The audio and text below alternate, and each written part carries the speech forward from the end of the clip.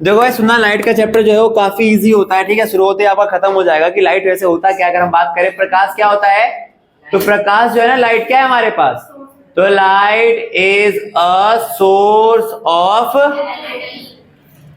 Light is a source of energy. कि भाई जो प्रकाश है वो ऊर्जा का एक, प्रकाश जो है भाई वो ऊर्जा का, प्रकाश ऊर्जा का एक क्या है, स्रोत है, ठीक है भाई। और अगर हम बात करें कि जो लाइट होती है ना वो हमेशा किस वे में जाती है, हमेशा स्ट्रेट लाइन में जाती है, ठीक है। तो जो लाइट होती है हमारी, light always travels in straight, यानी जो प्रकाश है वो हमेशा सीधी रेखा में, प्रकाश हमेशा सीधी रेखा में क्या करती है, गति करती है, ठीक है भाई। समझ गए। प्रकाश जो है भाई एक ऊर्जा का स्रोत है और प्रकाश जो है वो हमेशा जो है वो सीधी रेखा में यात्रा या सीधी रेखा में गति करती है, ठीक है। फिर अगर हम बात करें प्रकाश के, अगर मीडियम्स की बात करेंगे, अगर इसके माध्यम की, कि मीडियम ऑफ, वैसे अगर देखा जाए तो दो तरह से ऑब्जेक्ट भी होते हैं, आप लोगों को पता होना चाहिए। दो तरह के ऑब्जेक्ट कौन से होते हैं, एक होता है आपका ल्यूमिनस, ल्यूमिनस कौन से होते हैं, प्रकाश में, तो ल्यूमिनस वो वाले होते हैं which has their on light, और नॉन ल्यूमिनस कौन से होते हैं आपके, यानी कि अप्रकाश में। देखो ध्यान से, तो प्रकाश में कौन से होते हैं, ऐसे जिसमें अपनी खुद की लाइट, जिसमें अपनी खुद की रोशनी हो, और अप्रकाश में वो होते हैं इनके पास अपनी खुद की रोशनी जो होती है वो नहीं होती, they shine with the help of other object, ठीक है भाई। लाइट एक ऊर्जा का स्रोत है, ठीक है। दूसरा, प्रकाश जो है वो हमेशा सीधी रेखा में गति करता है। और तीसरा जो पॉइंट था हमारे पास कि दो तरह की वस्तु होती है, एक होती है आपकी ल्यूमिनस ऑब्जेक्ट और एक होता है नॉन ल्यूमिनस, यानी एक होता है प्रकाश में और दूसरा होता है अप्रकाश में। तो प्रकाश में वो होते हैं इसके पास अपनी खुद की रोशनी होती है, जैसे आप ऊपर देख रहे हो ना, ये तो इसके पास अपनी खुद की रोशनी है। और अगर ये जो बोर्ड शाइन कर रहा है, जैसे कि मान के चलो ये पेन शाइन कर रहा है, ठीक है, चमक रहा है, तो दैट इज वाई, क्योंकि ये उसकी रोशनी चमक रहा है ना, तो ये अप्रकाश में वस्तु हो जाती है, ठीक है। फिर अगर हम बात करते हैं, और तो हम बात करते हैं क्या कि मीडियम ऑफ, अगर लाइट की बात करते हैं, मीडियम ऑफ लाइट, यानी कि भाई अगर हम बात करते हैं प्रकाश के माध्यम, तो प्रकाश जो है बेसिकली कितने माध्यम से गति करता है, प्रकाश के माध्यम। तो दो, अगर बात करें लाइट के जो माध्यम होते हैं, लाइट के मीडियम होते हैं, कितने मीडियम होते हैं इसके, 3, ठीक है, 3 माध्यम होते हैं। एक होता है आपके पास कौन सा, तो एक होता है आपके पास ट्रांसपेरेंट, दूसरा होता है आपके पास ट्रांसलूसेंट, और तीसरा होता है आपके पास ओपेक मीडियम, ठीक है, OPAQE, ठीक है। यानी ये होता है आपका पारदर्शी, दूसरा होता है आपका अर्धपारदर्शी, और तीसरा होता है आपका अपारदर्शी, ठीक है भाई। हाँ, तो अगर हम बात करें 3 प्रकार के माध्यम होते हैं। पारदर्शी कौन सा होता है आपके पास, तो पारदर्शी आपका वो होता है जिसके थ्रू लाइट जो होती है वो पूरी तरीके से क्या हो जाती है, पास हो जाए, ठीक है। अर्धपारदर्शी में क्या होता है, जैसे एग्जांपल के तौर पे हम बात करते हैं, कोई ट्रांसपेरेंट पन्नी होती है, शीशा होता है, जिससे लाइट जो है पूरी तरह से आर पार हो जाए, वो कौन सी होती है, पारदर्शी। और वही अगर हम बात करें अर्धपारदर्शी कौन सा होता है, जैसे लाइट की रेज जो होती है ना, वो सारी पास नहीं होती बल्कि कुछ पास होती है, ठीक है। जैसे कि अगर ये मान के चलो पन्ना, इस पन्ने से अगर मैं लाइट पास करूंगा ना, तो सारी लाइट नहीं पास होंगी, कुछ पास होंगी, ठीक है। तो ये कौन सा हो गया आपका ट्रांसलूसेंट। और तीसरा होता है आपका ओपेक, जिससे जो लाइट की रेज होती है वो पास नहीं होती बल्कि वापस हो जाती है, ठीक है। समझ भाई। तो प्रकाश ऊर्जा का एक माध्यम है, प्रकाश हमेशा सीधी रेखा में गति करता है। प्रकाश 2 तरह के ऑब्जेक्ट होते हैं आपके, ल्यूमिनस, नॉन ल्यूमिनस, प्रकाश में और अप्रकाश में। प्रकाश के माध्यम की बात करें तो 3 माध्यम है इसके, ट्रांसपेरेंट पार होना, ट्रांसलूसेंट आधा पार होना, और ओपेक जिससे बिल्कुल भी पार नहीं हो सकती, ठीक है। फिर अगर हम बात करते हैं जब बिल्कुल पार नहीं होती तो क्या होती है, तो इसी फिनोमिना को हम कहते हैं क्या, रिफ्लेक्शन ऑफ लाइट, यानी कि प्रकाश का परावर्तन, ठीक है, इसी को हम कहते हैं प्रकाश का परावर्तन यानी रिफ्लेक्शन ऑफ लाइट। तो रिफ्लेक्शन ऑफ लाइट का मतलब क्या होता है कि when the ray of light strikes at an opaque medium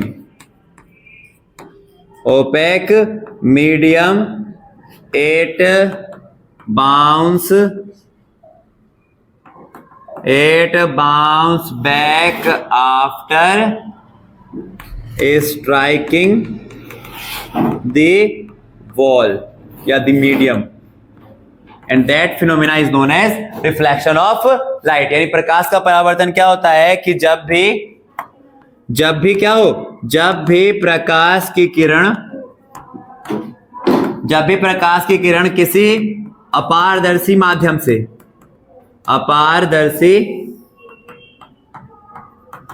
से टकराती है तो टकराने के पश्चात यह क्या होती है, यह अपने मार्ग से विचलित या फिर पीछे की ओर हटती है। ठीक है, पीछे की ओर आती है और इसी फिनोमेना को, इसी अवधारणा को हम क्या कहते हैं, इसी को हम कहते हैं रिफ्लेक्शन ऑफ लाइट, प्रकाश का परावर्तन। और प्रकाश के परावर्तन से जुड़ा होता है हमारे पास क्या, एक नियम, जिस नियम का नाम होता है क्या, लॉ ऑफ रिफ्लेक्शन। ठीक है, तो प्रकाश का परावर्तन, लॉ ऑफ रिफ्लेक्शन क्या हो गया हमारे पास, और रिफ्लेक्शन ऑफ लाइट क्या हो गया कि जब भी जो लाइट है हमारी वो किसी भी ओपेक मीडियम से यानी कि अपारदर्शी माध्यम से टकराती है तो टकराने के पश्चात वो अपने रास्ते से पीछे आती है और इसी को हम कहते हैं रिफ्लेक्शन ऑफ लाइट। तो जब भी लाइट की रेज ना टकराएंगी तो क्या होगा, समझना ध्यान से। तो यहां पर देखो, ये मैंने आपका मान लिया ग्लास, ये हमारे पास क्या है, एक पॉलिश सरफेस है। ये जो है हमारे पास ये क्या है, एक पॉलिश सरफेस है। ठीक है, और ये आपकी रे ऑफ लाइट आती है, जो लाइट आती है इस रे को हम क्या कहते हैं, इंसिडेंट रे। क्या कहते हैं, इंसिडेंट रे यानी कि आपतित किरण। और जब टकरा के वापस चली जाती है इसको हम कहते हैं क्या, रिफ्लेक्टेड रे। क्या कहते हैं, रिफ्लेक्टेड रे यानी कि आपका परावर्तित किरण। ठीक है, सुना है चीज, जो आती है वो इंसिडेंट रे है, जो टकरा के चली आती है उसे हम कहते हैं कौन सा रे, रिफ्लेक्टेड रे। ठीक है, और इन दोनों को जो इमेजिनरी लाइन जो इन दोनों को क्या करती है, आपका बाइसेक्ट करेगी, वो कौन सी कहलाती है हमारी, ये कहलाती है आपकी नॉर्मल। क्या कहलाती है आपकी, नॉर्मल, तो यानी साधारण रेखा। अब देखो ध्यान से, अब यहां पे ना इसी फिनोमिना के ऊपर बेस होता है हमारे पास एक नियम, जिस नियम का नाम है आपका law of reflection.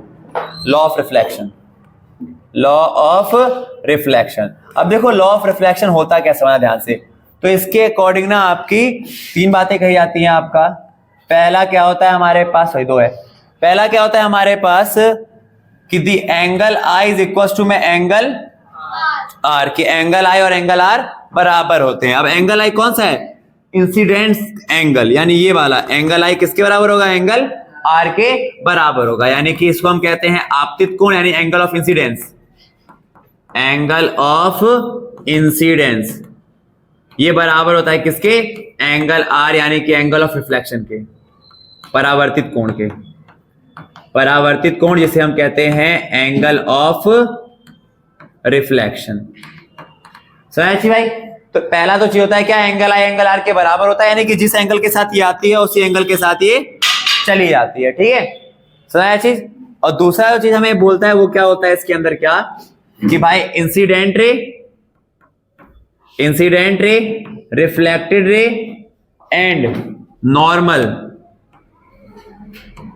All are lie on the same plane या सेम प्लेस। ठीक है, समझे। दूसरा जो चीज ये कहता है वो ये कहता है क्या कि आपतित कोण, परावर्तित कोण तथा साधारण सभी समान सतह पर हो। ये कहलाता है हमारा क्या, एंगल सॉरी ये हमारा क्या होता है, लॉ ऑफ रिफ्लेक्शन। ठीक है, तो रिफ्लेक्शन का मतलब क्या होता है कि जब भी भाई प्रकाश की किरणें किसी कौन सी माध्यम पे, अपारदर्शी माध्यम जिससे पार नहीं होती, उस पर टकराएगी तो टकराने के बाद क्या हो जाती है, वापस चली जाती है। इसी को हम कहते हैं रिफ्लेक्शन होना, परावर्तन होना। और इसमें होता है क्या है, हमारे पास ये होता है जो रे आती है उसको कहते हैं इंसिडेंट रे, जो चली जाती है उसे रिफ्लेक्टेड रे कहते हैं। ये जो एंगल बनता है यहाँ होता है आपका एंगल आई, यहाँ होता है एंगल आर। और तो लॉ ऑफ रिफ्लेक्शन क्या कहता है कि भाई जितने एंगल से आएगी उसी एंगल से जाएगी, यानी एंगल आई और एंगल आर बराबर होते हैं। और दूसरा चीज क्या होता है, इंसिडेंट रे, नॉर्मल एंड आपका रिफ्लेक्टेड रे, ये all are lie on the same plane. ठीक है, फिर ना अगर हम बात करें इसके आगे, हम देखते हैं क्या जो अगला टॉपिक होता है आपके पास, इसका था मिरर के बारे में ना। अब हम बात करते हैं मिरर के बारे में। अब देखो मिरर के बारे में बात करते हैं, तो मिरर से पहले हम बात करते हैं इमेज के बारे में, प्रतिबिंब के बारे में। देखो इमेज क्या होता है, तो इमेज क्या होता है कि व्हेन टू रिफ्लेक्टेड रे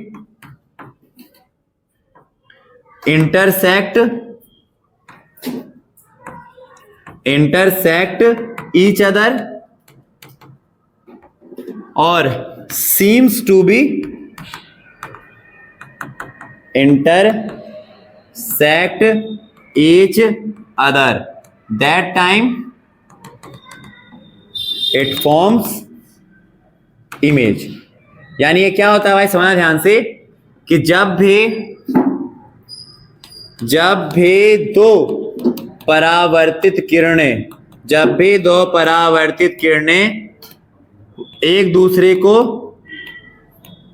दूसरे को प्रतिच्छेदित यानी इंटरसेक्ट करती हैं, प्रतिच्छेदित करें या फिर करते हुए महसूस हो, क्या हो, महसूस हो, तो इसी को हम कहते हैं क्या, आपका इमेज। ठीक है, यानी इमेज कब बनता है आपका, तो इमेज तब बनता है जब भी आपकी दो रिफ्लेक्टेड रे, मान लो एक ये है और एक ये, जब भी दो रिफ्लेक्टेड रे आपकी सच में दो परावर्तित किरणें जब भी आपस में एक दूसरे को काटें या फिर काटते हुए महसूस होते हैं, तो उस समय बनती है आपकी इमेज। ठीक है भाई, और इमेज आपके दो तरह के होते हैं, क्या तो काटे या फिर काटते हुए महसूस हो। और इमेज आपके कितने प्रकार के होते हैं, तो इमेज होते हैं आपके दो प्रकार के। टाइप्स ऑफ इमेज अगर की बात करें, टाइप्स ऑफ इमेज, तो भाई इमेज या प्रतिबिंब जो होता है आपका वो दो प्रकार का होता है, प्रतिबिंब के प्रकार। तो ये कितने प्रकार के होते हैं, दो प्रकार के। एक होता है आपका रियल इमेज और एक होता है आपका कौन सा इमेज, वर्चुअल इमेज।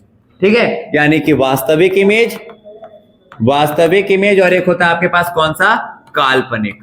तो ये दो प्रकार की इमेज होती है। वास्तविक वाली कौन सी होती है, जब सच में कटती है, जब सच में कटे, यानी कि जब सच में इंटरसेक्ट करती है ना, तो उससे बनती है आपकी रियल इमेज। और जब क्या होता है, seems to be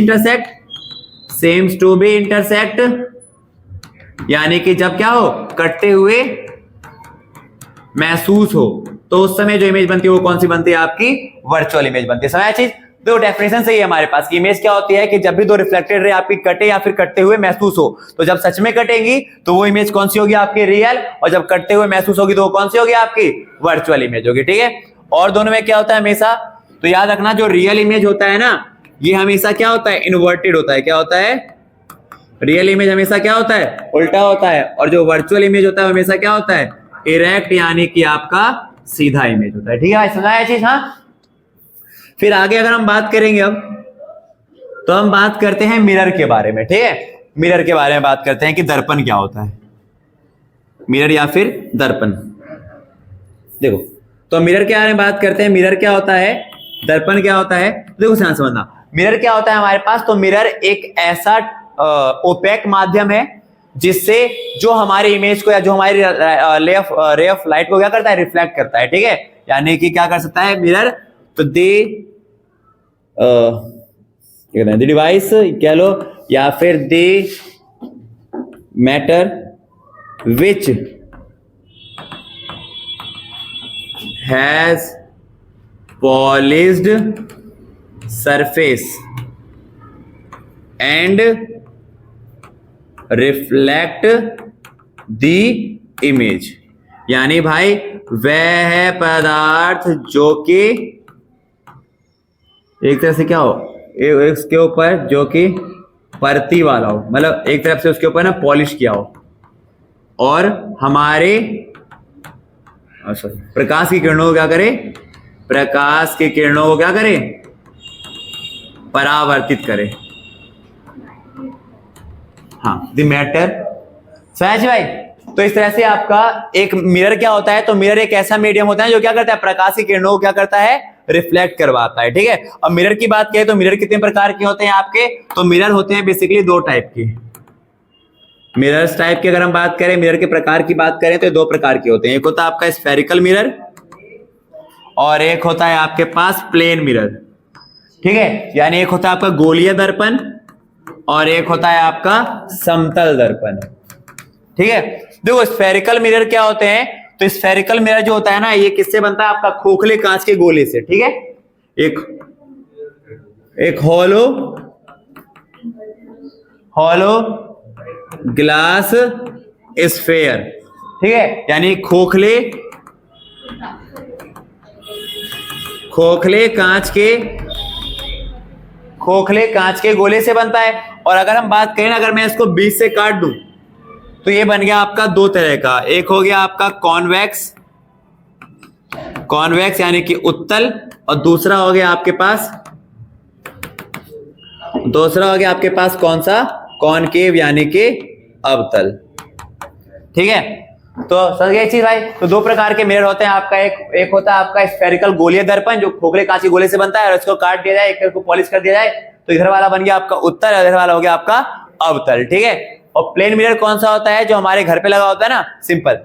अब देखो प्लेन मिरर की बात करें तो ये हमारे घरों में यूज होता है। ठीक है, हमारे घरों में, और ये क्या करता है, हमेशा याद रखना प्लेन मिरर की खास बात क्या क्या होती है, तो ये हमेशा कौन सी इमेज बनाता है, ये हमेशा बनाता है कौन सी इमेज, प्लेन मिरर जो हमारे घर में होता है ना, समतल दर्पण, ये हमेशा वर्चुअल इमेज बनाता है यानी आभासी। और दूसरा इसकी जो इमेज होती है वो कैसी होती है, हमेशा इरेक्ट होती है। क्या होती है, इरेक्ट होती है, यानी कि सीधी इमेज होती है। प्लस में इसमें और होता है जो डिस्टेंस ऑफ ऑब्जेक्ट होता है और इमेज का, जैसे आप मान के चलो शीशा रखा है ना, शीशे के आगे आप एक झाड़ू रख दो तो इमेज में भी आपको क्या दिख रहा होगा, उसके आगे उतना ही झाड़ू रखा होगा। ठीक है, मतलब जो दूरी होती है ना वस्तु की शीशे से, इमेज जो बन रहा होगा शीशे के अंदर, उसमें भी जो दूरी होगी वो बराबर ही होगी। यानी इसमें जो distance of image and distance of object, ये दोनों क्या होते हैं, बराबर होते हैं। यानी प्रतिबिंब की दूरी बराबर होती है किसकी, वस्तु के दूरी के बराबर होती है। ठीक है, फिर आगे अगर बात करें इसके अंदर तो एक और चीज होता है, ये क्या करता है, लैटरली इन्वर्टेड इमेज बनाता है। लैटरली इन्वर्टेड का मतलब होता है पार्श्व उल्टा। लैटरली इन्वर्टेड का होता है जैसे कि मान के चलो अगर मैं झुमका गिराने वाले इस कान में झुमका लगाऊंगा तो मिरर के अकॉर्डिंग मैं इस कान में झुमका पहन रहा हूं।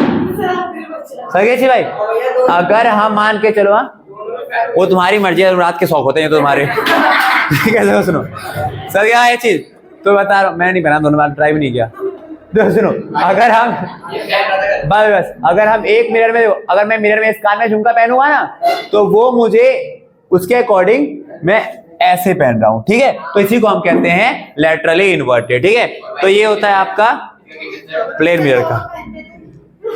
तो दोनों में पहनोगे तो भाई उधर से उधर चलता होगा, बात वही होती है ना, नहीं देखा क्या मिरर, ये देखो उसमें हाथ मैं देखो सुनो, देखो ध्यान से सुनो भाई, मैं जो है यहाँ पे अपना जो है राइट हैंड, ठीक है, और उसके अकॉर्डिंग कौन सा हाथ हिल रहा है इधर साइड देखा जाए तो लेफ्ट साइड, इसी को हम कहते हैं क्या, लैटरली इन्वर्टेड। तो ये प्लेन मिरर की बात होती है। वर्चुअल इमेज बनाता है, सीधी इमेज बनाता है, डिस्टेंस ऑफ इमेज और डिस्टेंस ऑफ ऑब्जेक्ट जो होता है वो दोनों बराबर होता है, और लास्ट में क्या होता है, लैटरली इन्वर्टेड है, यानी कि आधा उल्टा होता है। ठीक है, अब इनकी बात करते हैं कॉन्वेक्स कॉनकेव की।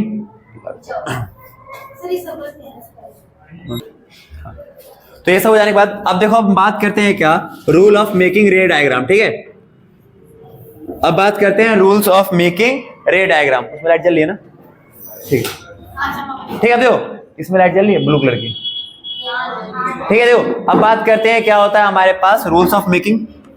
देखो रूल्स ऑफ मेकिंग रे डायग्राम, यानी कि भाई प्रतिबिंब आरेख बनाने के नियम। तो रूल्स ऑफ मेकिंग रे डायग्राम, तो रे डायग्राम या प्रतिबिंब आरेख बनाने के नियम कौन कौन से होते हैं, तो देखो समझना ध्यान से, ये चीज अच्छे समझ लेना।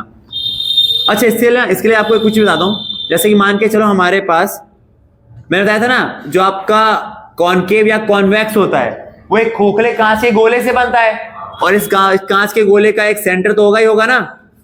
तो इस खोखले कांच के गोले का कोई सेंटर तो होगा। तो यानी कि अगर मान के चलिए कौन सा मिरर है हमारा, कॉनकेव, तो कॉनकेव मिरर के अंदर ये, यानी ये कौन सा दर्पण है, अवतल है ना, ये है आपका अवतल यानी कि कॉनकेव। तो इसमें ये जो पॉइंट होता है, जो सेंटर होता है पूरे उसका, तो इसे हम कहते हैं सी, यानी कि सेंटर ऑफ कर्वेचर। ठीक है, यानी कि वृत्त का वक्र। ठीक है, सी कहते हैं हमारे पास। ठीक है, दूसरा, इस पूरे कर्वेचर का जो मिड पॉइंट होता है इसे हम कहते हैं पी, यानी कि पोल, ध्रुव।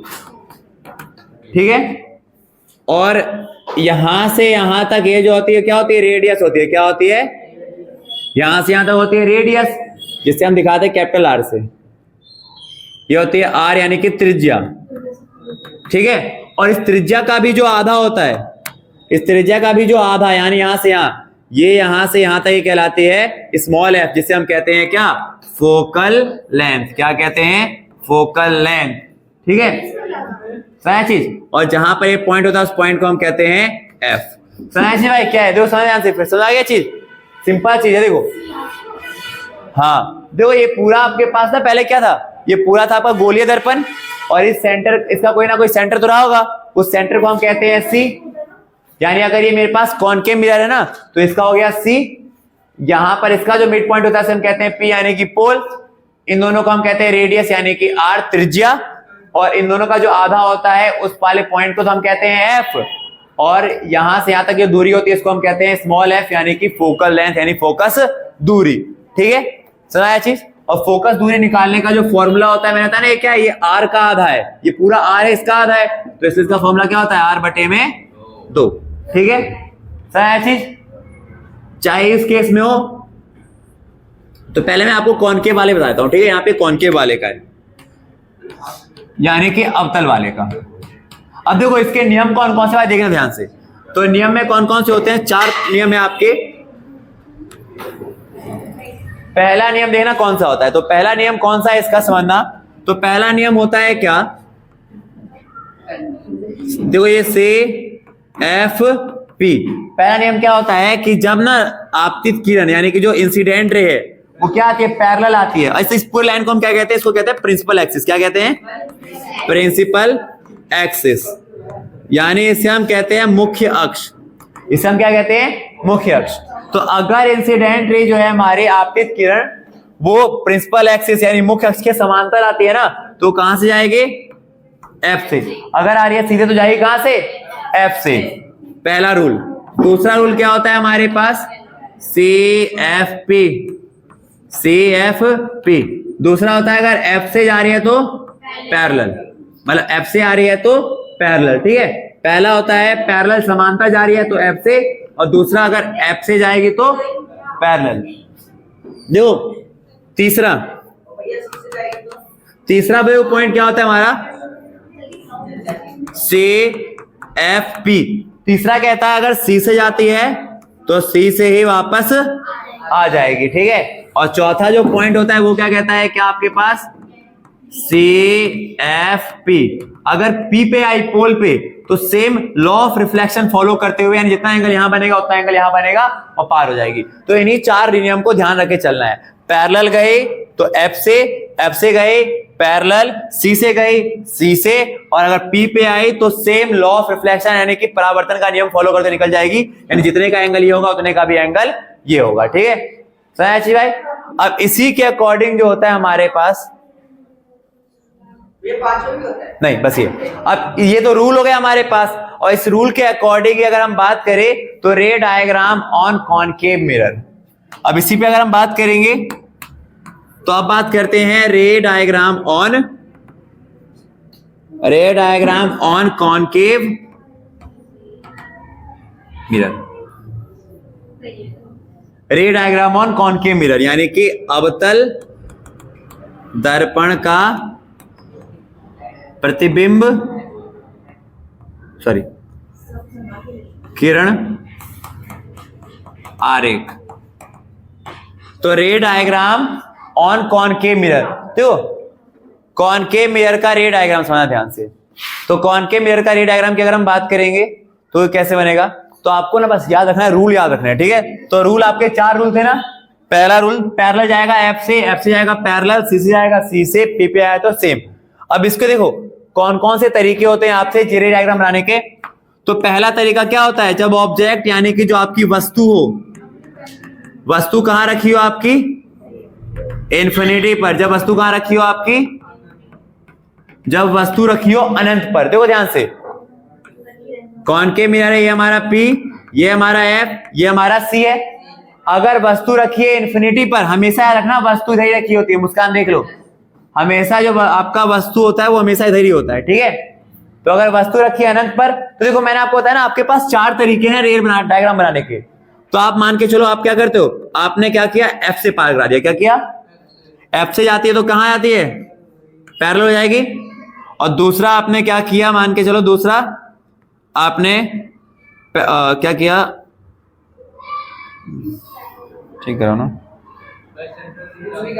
नहीं पागल क्या, एफ से गई तो पैरेलल, और दूसरा अगर मैं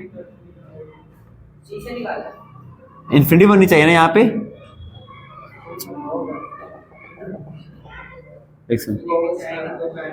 हाँ देखो सुनो, पहला तो ये है कि अगर पैर आपका रखा है ना अनंत पे रखा हुआ है, तो मान के चलो पहला तो क्या हो रहा है आपके पास, पैरेलल जा रहा है तो कहां से आएगा, एफ से। यहां से भी अगर पैरेलल गया तो कहां से आएगा, एफ से। तो आपका एंगल कहां बनता है, सॉरी आपका इमेज कहां बनेगा, आपका एफ पर।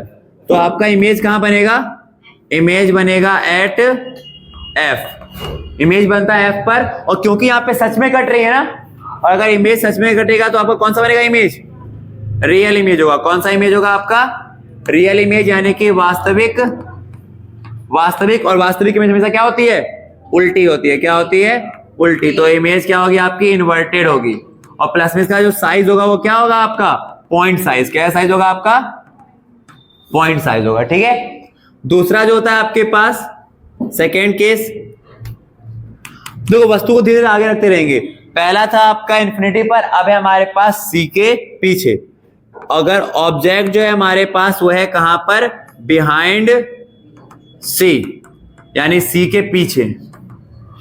ऐसा वस्तु मेरी कहां रखी है, सी के पीछे। तो ये मेरे पास P, ये मेरे पास F, ये मेरे पास C, वस्तु रखी है आपका सी के पीछे, ठीक है।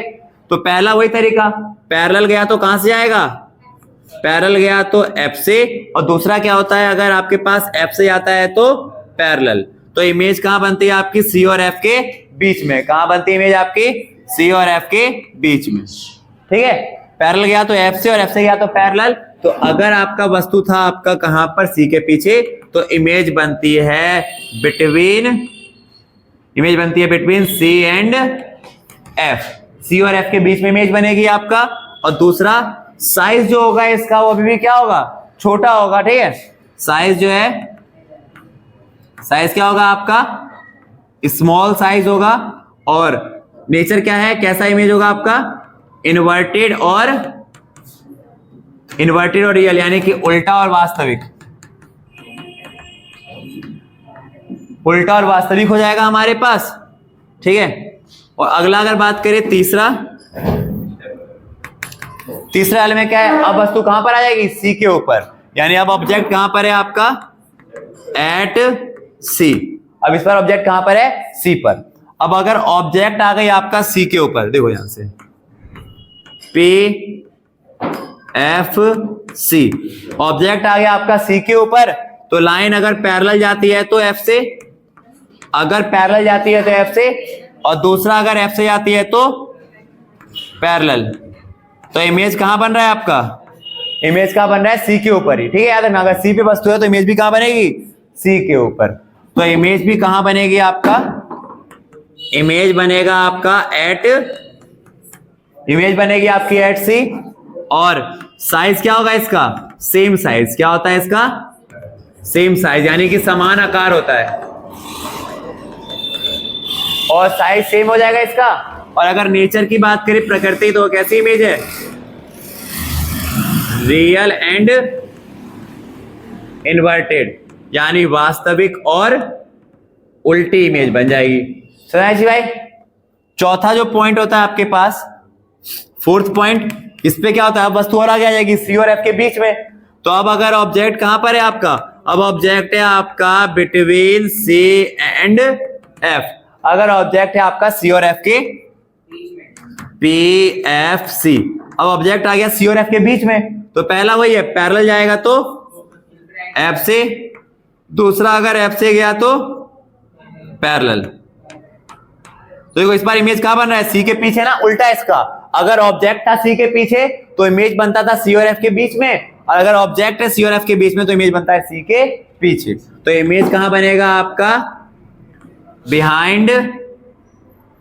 Behind C and F. Image कहां बनेगा आपका, 4 हो गए। अब पांचवा जो इसका बनता है, पांचवे की बात करें अगर देखना, तो पांचवें वाले इमेज को और आगे ले आएंगे, इस पर कहां पर देंगे, एफ के ऊपर। कहां पर, अगर ऑब्जेक्ट है आपका कहां पर है, इसको चुप करो, तो ऑब्जेक्ट रहेगा हमारा एट एफ, यानी देखो अगर ऑब्जेक्ट एफ के ऊपर है तो ये हो गया पी एफ और आपका सी। ऑब्जेक्ट एफ के ऊपर है ना, तो देखो पहला पैरेलल जाता है तो इन्फिनिटी, पहला तो एफ से, और दूसरा आपके पास अगर पी से जाता है तो पी से पार हो जाता है। देखो ध्यान समझना, पहले केस में क्या था, पैरेलल जाएगा तो एफ से, और दूसरे केस में क्या था, अगर पी से गया तो पी से। अब देखो ध्यान से भाई, ये जो है ना यहाँ पे नहीं कट रहे, कहीं ना कहीं दूर जाकर के आपस में कट जाएंगे, तो लाइन से पार हो गए हैं, तो ये कहां पे कटेंगे आपका, इन्फिनिटी पर। कहां पर कटेंगे, तो वही सेम चीज था, पहले वाले केस में वस्तु थी इन्फिनिटी पर तो इमेज बनता था एफ के ऊपर, और इस बार अगर ऑब्जेक्ट है एफ पे तो इमेज कहां बनेगा, इन्फिनिटी पर। तो इमेज बनेगा एट इन्फिनिटी, अनंत पर इमेज बनेगा। ठीक है भाई, ठीक है। और साइज क्या होगा इसका, काफी बड़ा है ना, तो जो साइज होगा वो हाईली एनलार्ज होगा, साइज जो होगा वो काफी बड़ा होगा। ठीक है, और नेचर वही है इसका, रियल एंड वास्तविक, और उल्टा होगा इमेज का। और देन अगर बात करें छठा केस, छठा केस जो होता है लास्ट, इस बारे में क्या है हमारे पास, अब ऑब्जेक्ट कहां पर आ गया है, अब ऑब्जेक्ट आ गया है पी और एफ के बीच में।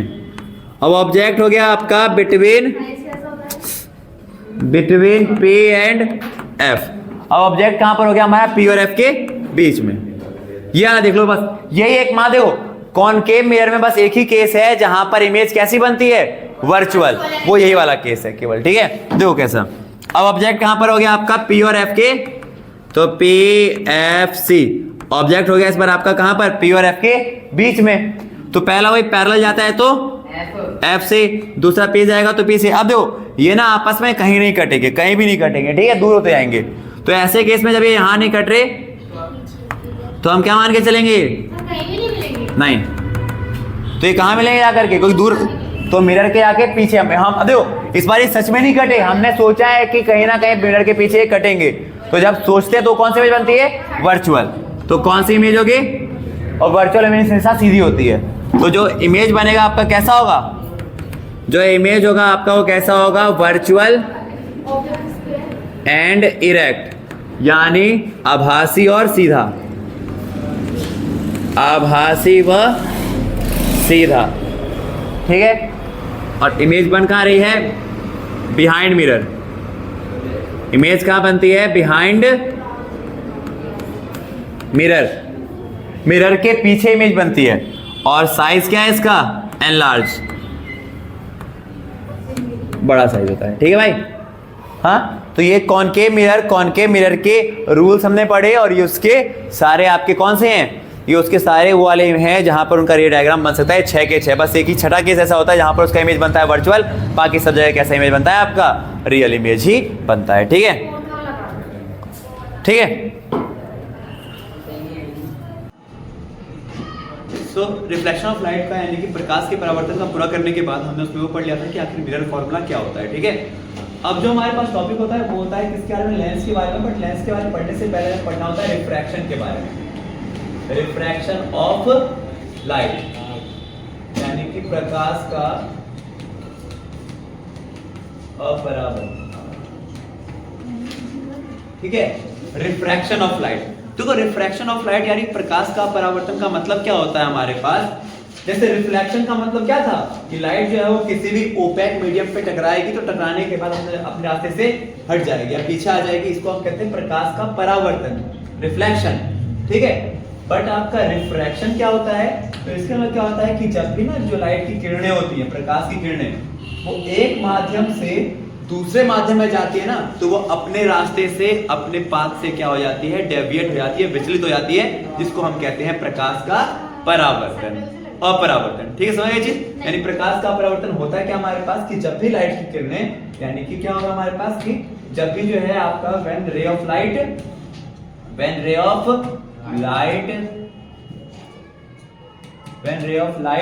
passes from one medium to another medium, its path get deflected, ठीक है। और इसी को हम कहते हैं रिफ्रैक्शन ऑफ लाइट, या फिर हम ये भी कह सकते हैं the bending of light when passing through one medium to another medium, उसको भी हम कहते हैं प्रकाश का अपरावर्तन, यानी कि प्रकाश की किरणों का अपने रास्ते से मुड़ जाना, ठीक है। यानी कि जब भी प्रकाश की किरण क्या होती है, एक माध्यम से दूसरे माध्यम में जाती है, तो अपने रास्ते से विचलित होती है, और इसी को हम कहते हैं क्या, प्रकाश का अपरावर्तन, रिफ्रैक्शन ऑफ लाइट, ठीक है। अब देखो इसमें होता क्या है, इसमें आपको दो चीजें समझनी पड़ती है। दो तरह के मीडियम होते हैं आपके, एक होता है आपका रेयर मीडियम और एक होता है आपका डेंसर मीडियम, यानी एक होता है आपका सघन माध्यम और एक होता है आपका विरल माध्यम, सॉरी, ठीक है। दो तरह के माध्यम होते हैं, एक होता है डेंसर मीडियम और एक होता है आपका रेयर मीडियम। डेंसर मीडियम क्या होता है हमारे पास, जहां पे पार्टिकल्स जो होते हैं वो ज्यादा क्लोज होते हैं। एग्जांपल के तौर पे बात करते हैं, ये गिलास क्या है, ये गिलास और बाहर है हवा, ठीक है। तो एयर जो है ना वो कैसा मीडियम हो गया, रेयर मीडियम हो गया। रेयर मीडियम में लाइट को ट्रेवल करने में ज्यादा दिक्कत नहीं होती, बट डेंसर मीडियम में आते ही जो इसकी दिक्कत हो जाती है वो बढ़ जाती है।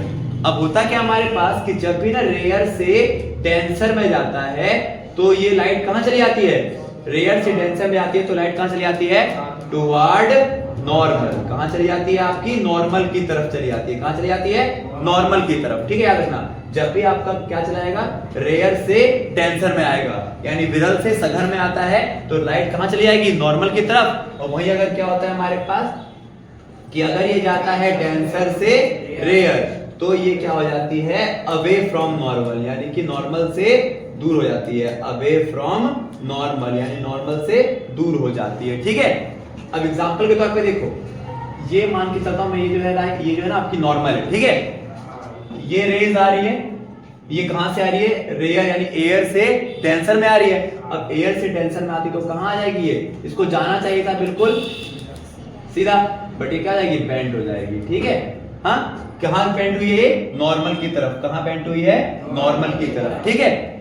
रेयर से डेंसर में आएगी तो नॉर्मल की तरफ। और फिर आप देखो, अब इसे देखा जाए तो अब ये बिल्कुल सीधे आना चाहिए इसको ना, बट यहां तक तो ये सीधे आती है, बट इसके बाद अब इसका यहां पर हो जाता है दोबारा, यहां लाइन आती है, नॉर्मल हो जाती है, ठीक है। अब ये कहां जाए, इसको आना चाहिए था ऐसे बिल्कुल सीधे, बट अब ये कहां चली जाती है, यानी अब ये क्या हो जाती है, नॉर्मल से दूर हो जाती है।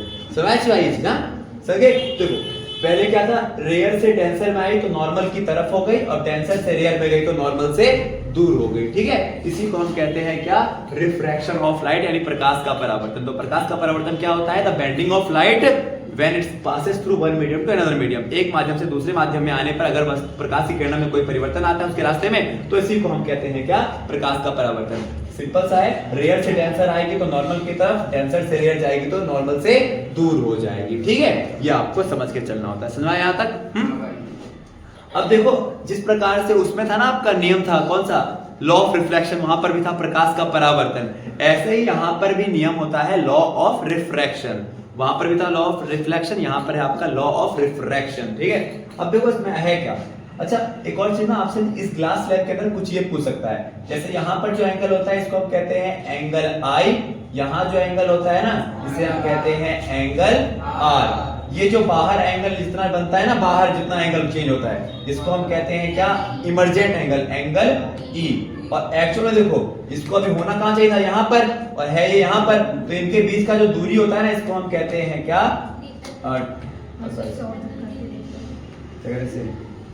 उसे कहते हैं विचलन, यानी डेविएशन, टोटल या लेटरल डेविएशन भी कह सकते हैं इसको, ठीक है? लेटरल डिस्प्लेसमेंट या लेटरल डेविएशन, ठीक है? चेंज कितना हो रहा है, ये हम इसे कहते हैं, ठीक है? एक्चुअल में स्लाइड को होनी यहाँ पे चाहिए थी, बट अभी है यहाँ पर। तो इनके बीच की जो दूरी होती है ना, जो गैप होता है, उसको हम कहते हैं लेटरल डेविएशन या लेटरल डिस्प्लेसमेंट, जिसको हम कहते हैं पार्श्व विस्थापन। क्या कहेंगे? पार्श्व विस्थापन, ठीक है? तो ये चीज आपको याद रखनी है। जो एंगल आ रही है उसको कहते हैं, नॉर्मल के साथ जो एंगल बनता है उसे angle I, angle of incidence. जो रिफ्रैक्ट एंगल हो रहा है इसको एंगल आर कहते हैं। जो एंगल से बाहर निकलती है उसको angle E, angle of emergent कहते हैं। और एक्चुअल में यहाँ से यहाँ तक की जो दूरी होती है, इस दूरी को हम कहते हैं लेटरल डिस्प्लेसमेंट, लेटरल आपका डेविएशन, यानी पार्श्व विस्थापन कहते हैं इसको, ठीक है?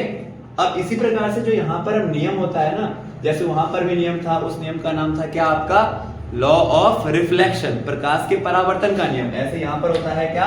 Law of refraction, law of refraction, यानी कि अपरावर्तन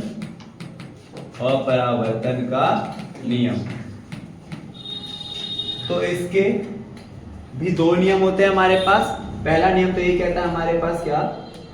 कि जो एंगल ऑफ इंसिडेंस है, जो पहला चीज कहता है वो ये कहता है क्या? कि जो इंसिडेंट रे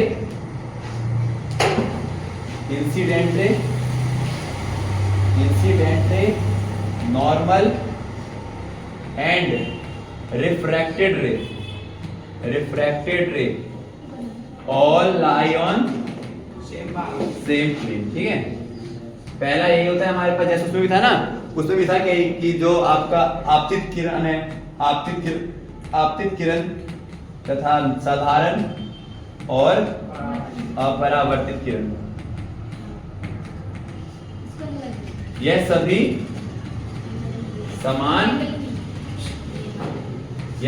समान सतह पर होने चाहिए, ठीक है? पहला तो ये कहता है। और दूसरा जो लॉ होता है, उस लॉ को हम कहते हैं क्या? Snell's law. क्या कहते हैं? Snell's law. ये पहला चीज होता है। दूसरा लॉ होता है इसका, वो होता है स्नेल्स लॉ। अब स्नेल्स लॉ क्या कहता है हमारे पास? तो स्नेल्स लॉ कहता है क्या? स्नेल का नियम ये कहता है कि अगर ना मीडियम में कोई चेंज नहीं हो रहा, माध्यम में कोई चेंज नहीं हो रहा, तो दैट टाइम जो एंगल ऑफ आई होगा और एंगल ऑफ जो आर होगा, इसका जो रेशियो होगा, साइन ऑफ आई और साइन ऑफ आर, ये हमेशा क्या होते हैं? बराबर होते हैं, कांस्टेंट होते हैं। यानी स्नेल का नियम ये कहता है कि भाई, स्नेल ये कहता है sine of incidence angle, sine of refracted angle, ये हमेशा क्या होगा? कांस्टेंट होगा, यानी ये हमेशा स्थिर होगा, ठीक है? और ये जो स्थिर वाली वैल्यू होती है, ये एक्चुअल में होती क्या है? तो ये होती है आपके रिफ्रैक्टिव इंडेक्स, यानी कि अपरिवर्तनांक सूचकांक,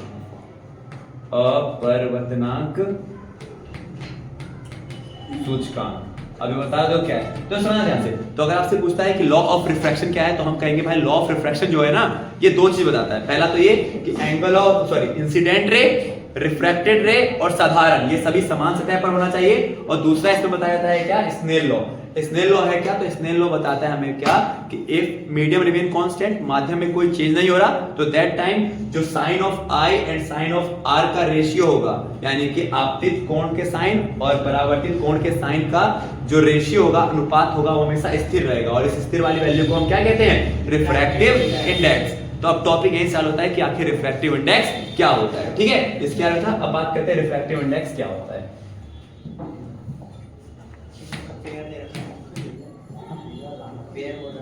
हाँ, पेयर वाला है ना, ठीक है?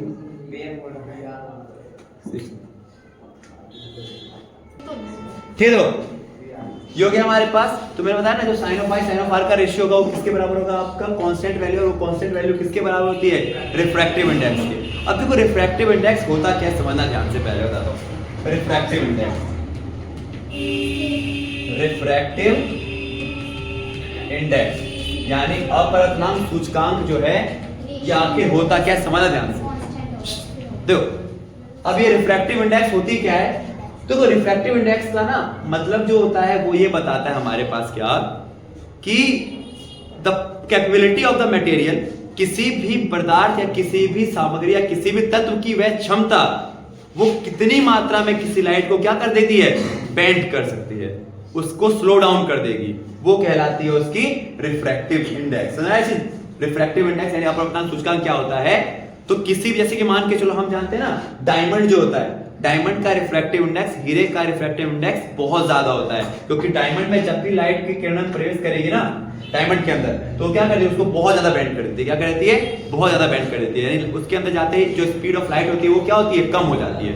यानी कि हम कह सकते हैं रिफ्रैक्टिव इंडेक्स जो है, इसका मतलब होता है क्या, कि किसी भी मटेरियल की या किसी भी एलिमेंट की वह क्षमता जिसके कारण वह क्या करती है, स्पीड ऑफ लाइट या किसी भी लाइट को बेंड कर सकती है, और कितनी मात्रा में करती है वो कहलाती है उसकी refractive index.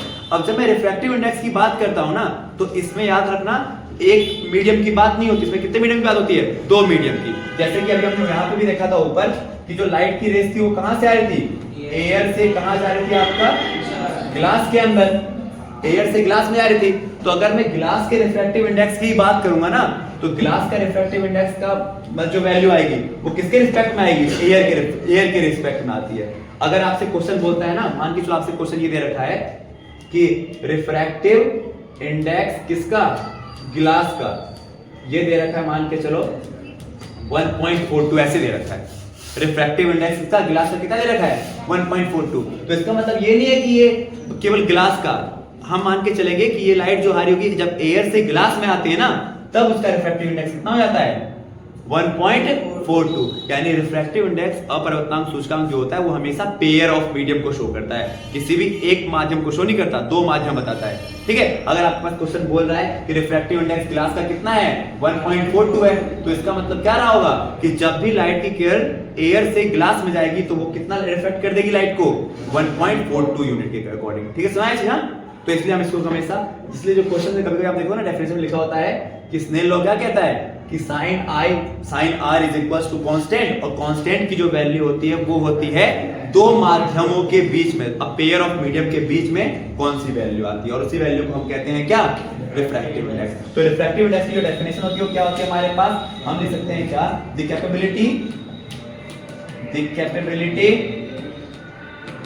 Capability of the material by which how much amount of light can be bent। ठीक है, यानी कि भाई किसी भी पदार्थ की वह क्षमता कि वह लाइट की किरणों को कितनी मात्रा में बेंड कर देगी, कितनी मात्रा में मोड़ देगी, या कितना स्पीड वो कम कर देगी, उसी को हम कहते हैं रिफ्रैक्टिव इंडेक्स। यानी इसका अभिप्राय, और ये हमेशा कांस्टेंट होती है, हर एक वैल्यू की कांस्टेंट होती है। ठीक है, हाँ, तो इसका अभिप्राय किसी भी सामग्री या तत्व की वह क्षमता जिससे कि वह प्रकाश की किरणों को कितनी मात्रा में मोड़ सकती है या उसकी स्पीड में कितना कमी लेकर आती है, तो that is our refractive index. समझ आया चीज, समझाया? तो अपवर्तनांक सूचकांक या रिफ्रैक्टिव इंडेक्स क्या होता है, द कैपेबिलिटी या the power of any material to bending of light, कि कोई भी क्षमता है किसी भी वस्तु की वह क्षमता कि वह किसी भी प्रकाश की किरणों को कितना मोड़ देगा, वो उसकी क्या कहलाती है, रिफ्रैक्टिव इंडेक्स कहलाती है। तो इस पूरे चैप्टर का सबसे कॉम्प्लिकेटेड टॉपिक होता है वो यही होता है। ठीक है, हाँ, तो रिफ्रैक्टिव इंडेक्स तो आप समझ में आ गया। अब वो रिफ्रैक्टिव इंडेक्स को ना समझने के फॉर्मूले होते हैं दो तीन तरीके से क्वेश्चन पूछ सकते हैं। ठीक है, एक बार इसको समझना ध्यान से। रिफ्रैक्टिव इंडेक्स समझ आ गया ना क्या होता है, रिफ्रैक्टिव इंडेक्स का मतलब होता है क्या, कि किसी भी मटेरियल की वह पावर कि वह कितनी मात्रा में वह प्रकाश की किरणों को बेंड करेगा या उसकी स्पीड को वो कम कर देगा। ठीक है, रिफ्रैक्टिव इंडेक्स ये शो करता है हमारे पास। ठीक है, अब अगर बताओ इसके बारे में, तो देखो ध्यान से, इसको फॉर्मूला, इसका जो फॉर्मूला होता है वो बनता कैसे, देखो जैसे कि हमने कहा भाई बाहर है एयर, ठीक है, और ये था हमारे पास ग्लास। अगर आपको बोले कि what is the refractive index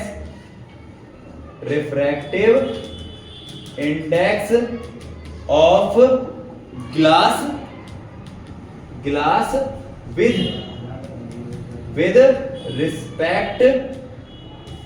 with respect to को हम WRT लिख सकते हैं, ठीक है, विद रिस्पेक्ट टू किसके, एयर।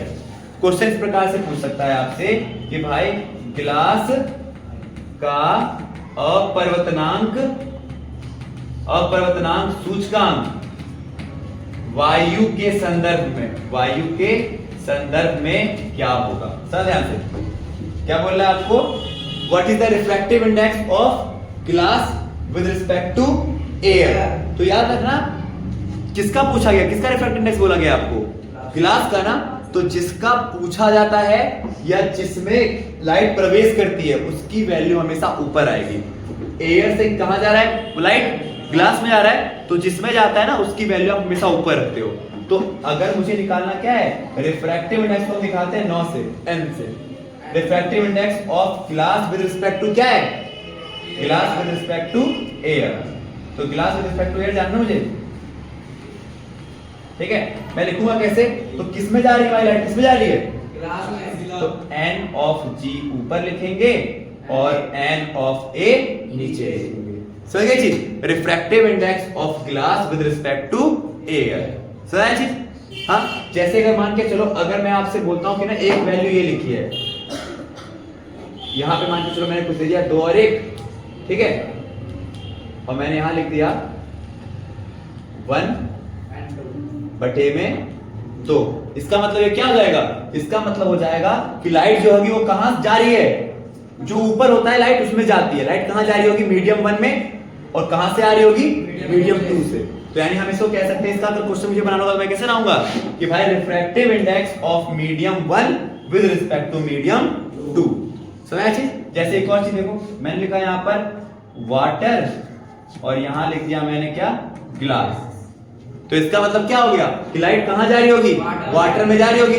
तो refractive index of water with respect to glass.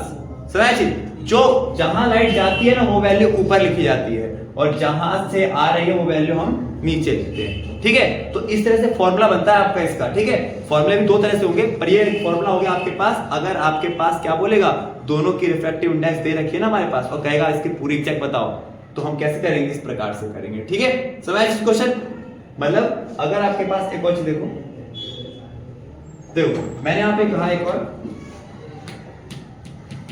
जैसे अगर मान के चलो मैं कहता हूं क्या कि अगर आपके पास ना केवल दे रखा है रिफ्रैक्टिव इंडेक्स ऑफ ग्लास, इसकी वैल्यू क्या दे रखी है 1.42, मैंने कहा ये दे रखी है। तो मैंने बताया था कि कभी भी कोई भी जो वैल्यू होती है रिफ्रैक्टिव इंडेक्स की वो अकेले नहीं होती, वो हमेशा पेयर में होती है। तो यहां पर क्या देखा है, रिफ्रैक्टिव इंडेक्स का दे रखा है, ग्लास का दे रखा है ना। तो ग्लास का दे रखा होगा तो इसका मतलब क्या होगा कि ग्लास में तो जा रही होगी, बट आ कहां से रही होगी, मुझे आए वाले कोई वैल्यू नहीं पता ना।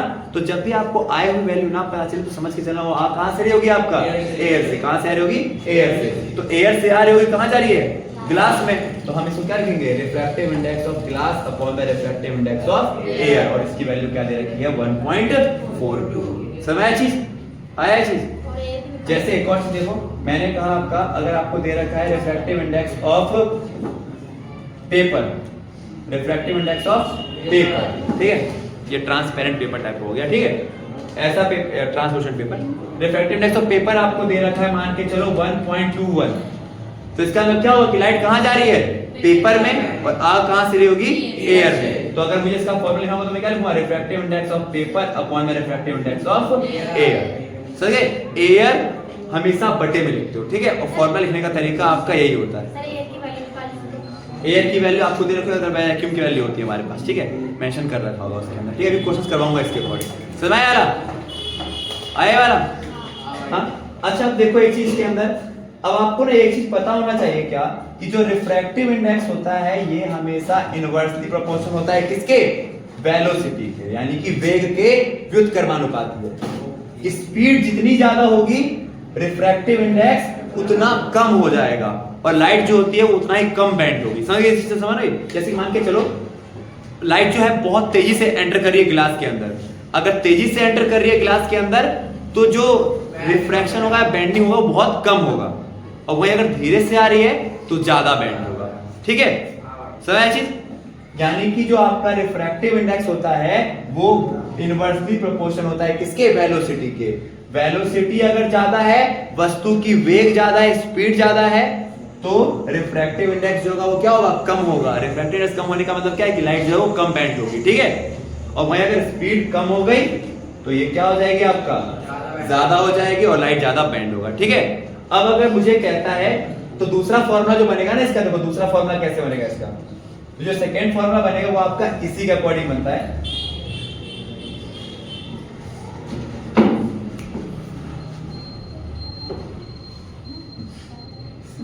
तो जो सेकेंड फॉर्मूला होगा आपका समझना, जैसे ही मैंने कहा था आपको कि आपके पास ये क्वेश्चन है कि एयर से कहां पर आ रही है लाइट? ग्लास के अंदर आ रही है। ठीक है, तो मुझे अगर इसका रिफ्रैक्टिव इंडेक्स निकालना था तो मैं क्या कहता कि refractive index of glass upon में रिफ्रैक्टिव इंडेक्स ऑफ एयर, और इसको लिखूंगा किस तरह से? तो भाई रिफ्रैक्टिव इंडेक्स ऑफ किसका? ग्लास का। किसके रिस्पेक्ट में है ये? एयर के रिस्पेक्ट में। ठीक है, अब अगर ना देखो ध्यान समझना, अब मुझे अगर इनके स्पीड का बताना है तो हमें पता है क्या कि जो रिफ्रैक्टिव इंडेक्स होता है वो किसका उल्टा होता है? स्पीड का उल्टा होता है ना। तो अगर मुझे देखो ध्यान समझना, तो मैंने अभी देखा फॉर्मूला क्या होता है? रिफ्रैक्टिव इंडेक्स इक्वल्स टू में 1 अपॉन में v। तो अगर ग्लास का रिफ्रैक्टिव इंडेक्स है तो इसका मतलब क्या होगा? ये उल्टा होगा किसके? 1 अपॉन में वेलोसिटी ऑफ ग्लास।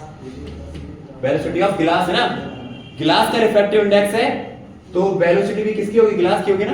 तो इस चीज को मैं समझता हूं 1 अपॉन में वेलोसिटी कह लो या स्पीड ऑफ ग्लास कह लो, स्पीड ऑफ ग्लास। ऐसे में इसको भी क्या कह सकता हूं? 1 अपॉन में स्पीड ऑफ एयर। पट्टे के नीचे बटा तो संख्या क्या हो जाएगी? पलट जाएगी। संख्या क्या हो जाएगी? पलट जाएगी ना। तो ये क्या हो जाएगा आपका 1 अपॉन में स्पीड ऑफ ग्लास, तो ऐसे ही रहेगा, और ये पलट जाएगी तो क्या हो जाएगी? स्पीड ऑफ एयर अपॉन में 1। तो क्या हो गया हमारे पास? स्पीड ऑफ एयर बटे में स्पीड ऑफ ग्लास। यानी आप देख रहे हो क्या, जब बात आती है रिफ्रैक्टिव इंडेक्स की तब तो फॉर्मूला होता है ग्लास बटे एयर, बट वही अगर आ गई स्पीड के अकॉर्डिंग तो स्पीड में उल्टा हो जाता है। एयर की स्पीड ऊपर आ जाएगी और ग्लास की स्पीड नीचे आ जाएगी। फिर बता रहा हूं, जैसे देखो समझना ध्यान से। अब मैंने कहा कि हमारा जो ना लाइट है, जो हमारी लाइट है वो जा रही है, मान के चलो गिलास से, लाइट जो कहां से कहां जा रही है? गिलास से पानी में जा रही है, गिलास से वाटर में जा रही है। तो जा कहां रही है? वाटर में। तो refractive index of water with respect to ये हो जाएगा। बट जब मैं स्पीड के अकॉर्डिंग फॉर्मूला देखूंगा इसका, तो ग्लास की स्पीड यानी कि speed of light in glass, speed of light in glass के अंदर अपॉन में हो जाएगा speed of light in water. तो यानी कि अगर देखो आपको दे रखा है, अगर आपको रिफ्रैक्टिव इंडेक्स दे रखा है तो उसके अकॉर्डिंग ये फॉर्मूला लगाएंगे, और अगर आपको स्पीड दे रखा है तो फॉर्मूला ऐसे लगाएंगे। सुना है चीज? हाँ, अगर आपको क्वेश्चन कहता है कि भाई फाइंड करो रिफ्रैक्टिव इंडेक्स जब लाइट कहां जा रही है? गिलास से वाटर में, और आपको रिफ्रैक्टिव इंडेक्स की यूनिट दे रखी है, तब तो फॉर्मूला यह लगा देना। बट अगर आपको दे रखा है स्पीड ऑफ लाइट तो हम फॉर्मूला कौन सा लाएंगे? यह लाएंगे। एक एग्जांपल लेके बता दो, अब क्वेश्चन करके बताएंगे। देखो ध्यान से,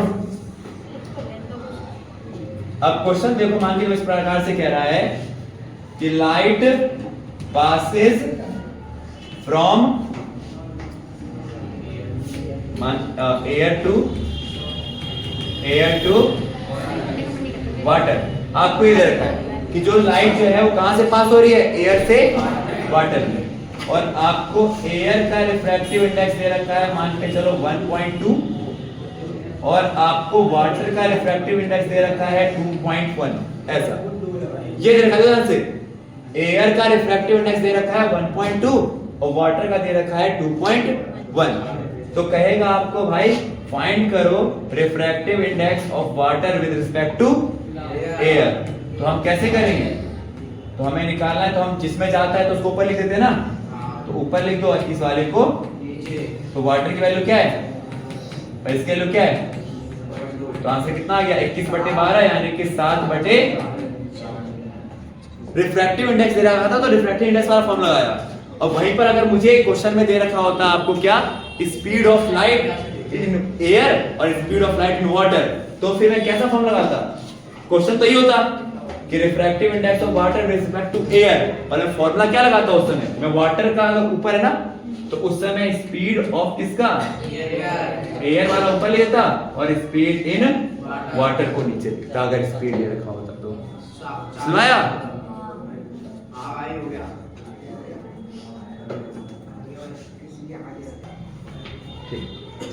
तो ये तो देखो अब हमारे पास ना रिफ्रैक्टिव इंडेक्स के बाद जो टॉपिक होता है वो होता है कौन सा, लेंस के बारे में। ठीक है, लेंस का देख लो फटाफट। तो लेंस की बात करते हैं तो लेंस के अंदर ना, जैसे मिरर भी आपके दो तरह के थे, वैसे तीन तरह के थे, प्लेन मिरर को बता दिया है, तो वैसे अदरवाइज दो ही थे ना आपके, कॉनकेव और कॉन्वेक्स। इसी प्रकार से आपका जो लेंस होता है, लेंस भी दो तरह के होते हैं। ठीक है, एक होता है हमारे पास कॉनकेव लेंस और एक होता है हमारे पास कॉन्वेक्स लेंस। ये है आपका कॉनकेव उत्तल लेंस और ये होता है आपका कॉन्वेक्स अब, ये है अवतल और ये है आपका उत्तल लेंस। ठीक है भाई, दो तरह के लेंस होते हैं, कॉनकेव और कॉन्वेक्स। ठीक है, अच्छा देखो ऐसे लेंस होता क्या है, तो लेंस एक तरह का हमारा ट्रांसपेरेंट ऑप्टिकल मीडियम होता है जो लाइट को क्या करता है, रिफ्रैक्ट करवाता है। ठीक है, अब अगर हम बात करते हैं, देखो समझना, मिरर का ना बिल्कुल उल्टा होता है। हमने मिरर के अंदर यानी दर्पण के अंदर हमने बात किया था ना, मिरर के अंदर ना हमने जो भी चीज पढ़ी थी इसके बारे में, वो यहाँ पर किसके लिए लागू होती है, कॉन्वेक्स के लिए। यानी हमने मिरर के अंदर पढ़ा था कि जो कॉनकेव मिरर था, मिरर में हमने क्या पढ़ा था कि जो कॉनकेव मिरर है वो कैसा इमेज बनाता है अधिकतर, रियल इमेज। यहाँ पर कौन बनाएगा आपका, यहाँ पर बनाएगा कॉन्वेक्स बनाएगा रियल इमेज। समझे, उल्टा होता है। वहां पर हमने देखा था कि कॉनकेव मिरर बनाता रियल इमेज, यहाँ पर कॉन्वेक्स बनाएगा रियल इमेज। वहां हमने देखा था जो कॉन्वेक्स था आपका, वर्चुअल इमेज जो बनाता था वो कौन बनाता था आपका, कॉन्वेक्स मिरर। यहां पर वर्चुअल कौन बनाएगा आपका, यहां पर वर्चुअल बनाएगा आपका कॉनकेव। समझ चीज भाई, उल्टा है मिरर का, concave mirror real image, convex lens real image, convex mirror virtual image, concave lens virtual image बनाएगा। ठीक है, मिरर फॉर्मूला वहां पे हमने देखे थे, रे डायग्राम पढ़े थे ना, तो हमने वहां पर कॉनकेव मिरर के अंदर पढ़े थे ना, कॉनकेव मिरर के अंदर 6 पार्ट पढ़े थे, यहां पर वो कॉन्वेक्स के अंदर लागू होगा। ठीक है, और कॉन्वेक्स में वहां पर केवल 2 ही पार्ट थे, वो यहां पर लागू होते हैं केवल। ठीक है, मतलब बिल्कुल अपोजिट चलता है। कॉनकेव मिरर का रिलेशन है कॉन्वेक्स लेंस के साथ और कॉन्वेक्स मिरर का लेंस होता है, रिलेशन होता है कॉनकेव के साथ, उल्टा चलता है। ठीक है, समझ चीज। अब देखो एक लेंस के अंदर ना कौन कौन सी जरूरी चीज होती है समझना, जैसे मिरर के अंदर थी ना बहुत सारी चीजें, तो लेंस के अंदर कौन कौन सी जरूरी चीज होती है। तो सबसे पहले हम बात करते हैं कौन से लेंस की, concave lens, sorry convex lens की, यानी कि हम बात करते हैं उत्तल लेंस। देखो उत्तल लेंस इस प्रकार से होता है, यहां बीच में होता है O, जो है इनका ऑप्टिकल सेंटर, ऑप्टिकल सेंटर। ठीक है, ये O होता है। ठीक है, ये वही है आपका प्रिंसिपल एक्सिस, मुख्य अक्ष, ये वही होता है। यहां पर F, अब यहां पर आपका F, यहां पर F, यहां पर आपका क्या F1 या 2F1 मान लो, यहां पर आपका F2 और 2F। ठीक है, F1 2F1, F2 और 2F2 होता है। ठीक है, सेम देखो मिरर के अंदर क्या था, मिरर के अंदर ना ये F जो था वो यहाँ पर F1 और F2 हो जाता है, ठीक है, क्योंकि ट्रांसपेरेंट मीडियम में फोकस दोनों तरफ होता है, बट फोकस लेंथ किस जगह होगा अभी पता जाएगा आपको। फिर वही जो वहां पर C वाला काम था ना, C देखा जाए तो इसका डबल है ना, इस वाले का डबल है, तो इसलिए F1 का डबल F2 और F2 का डबल भी 2F2। समझे? जो वहां पर C का काम होता था वो यहाँ पर F1 2F1 और 2F2 करते हैं, ठीक है, सेम वैसा ही चलता है सब कुछ। बाकी अब इसका देखो, जैसे हमने वहां पर रूल पढ़े थे, वहां पर रूल थे ना आपके 4, यहां पर 3 रूल होते हैं बनाने के। पहला रूल होता है हमारे पास व्हेन रेज जो होगी वो क्या होगी, पैरेलल होगी, क्या होगी, व्हेन जो आपका रेज जो क्या होगी आपकी पैरेलल होगी, तो समांतर होगी, तो उस समय कहां से जाएगी, जैसे उसमें भी था, अगर होती है पैरेलल तो जाती है कहां से, फोकस से, तो जाएगी कहां से, फोकस से।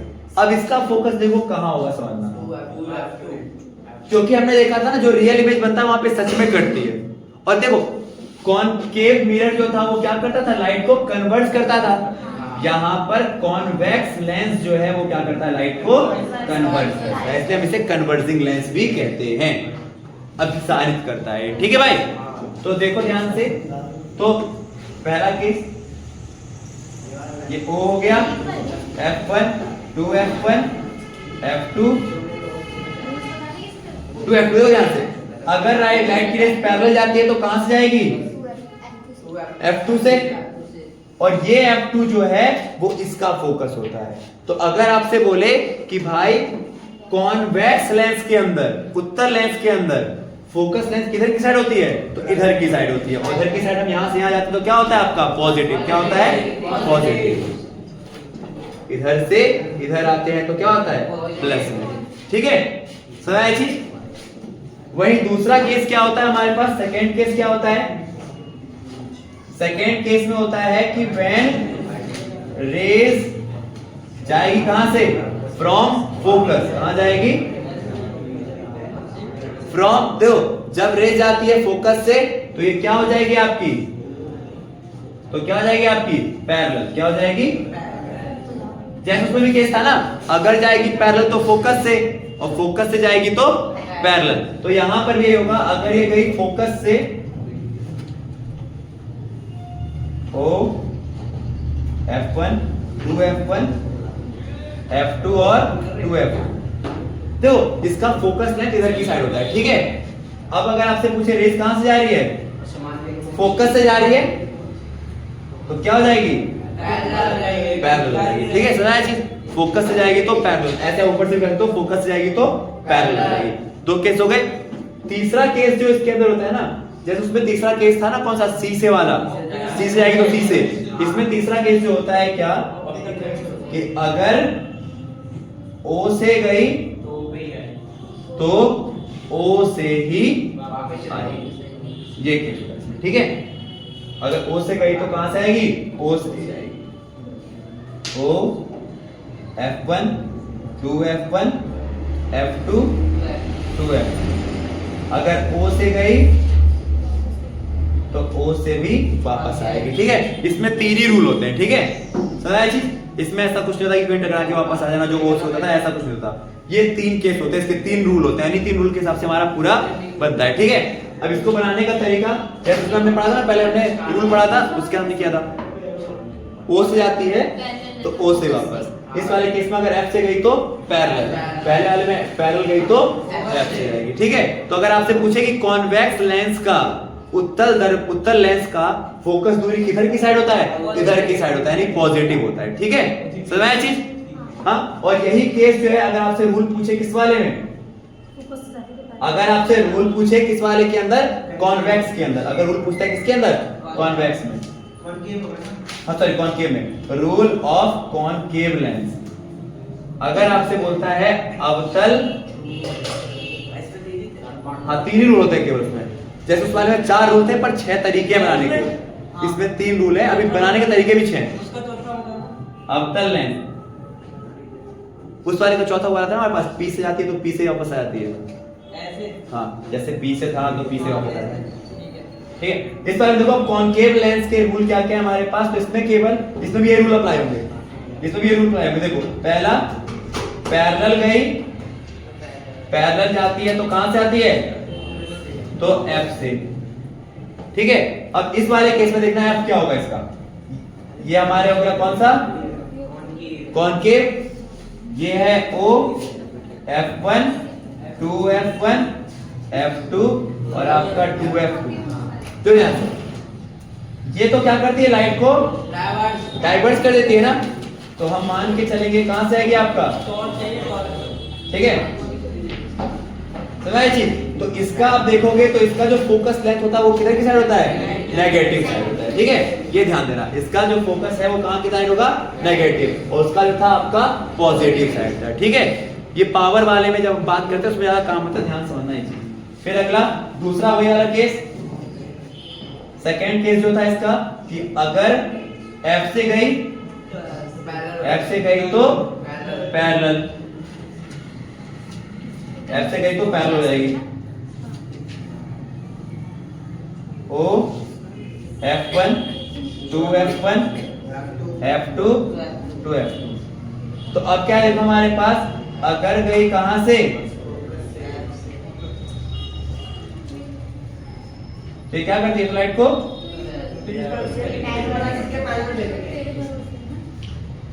ये लाइट को क्या करती है, डाइवर्स करती है ना,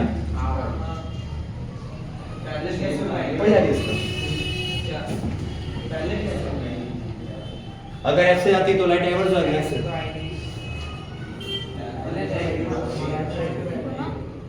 डाइवर्स ऐसे हो गई ना,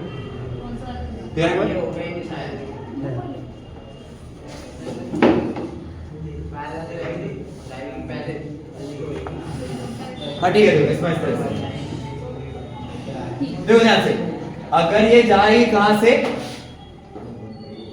देखो ध्यान से, अगर ये जा कहां से रही है, फोकस से जा रही है, तो ये कहां चली जाएगी आपकी, इसका इस तरह से होता है, ठीक है। अगर जाएगी F से तो क्या हो जाएगी, इसका याद ध्यान देना, अगर जाती है पैरेलल तो जाएगी F से, और अगर ये जा रही होगी कहां से, फोकस से, तो क्या हो जाएगी, पैरेलल।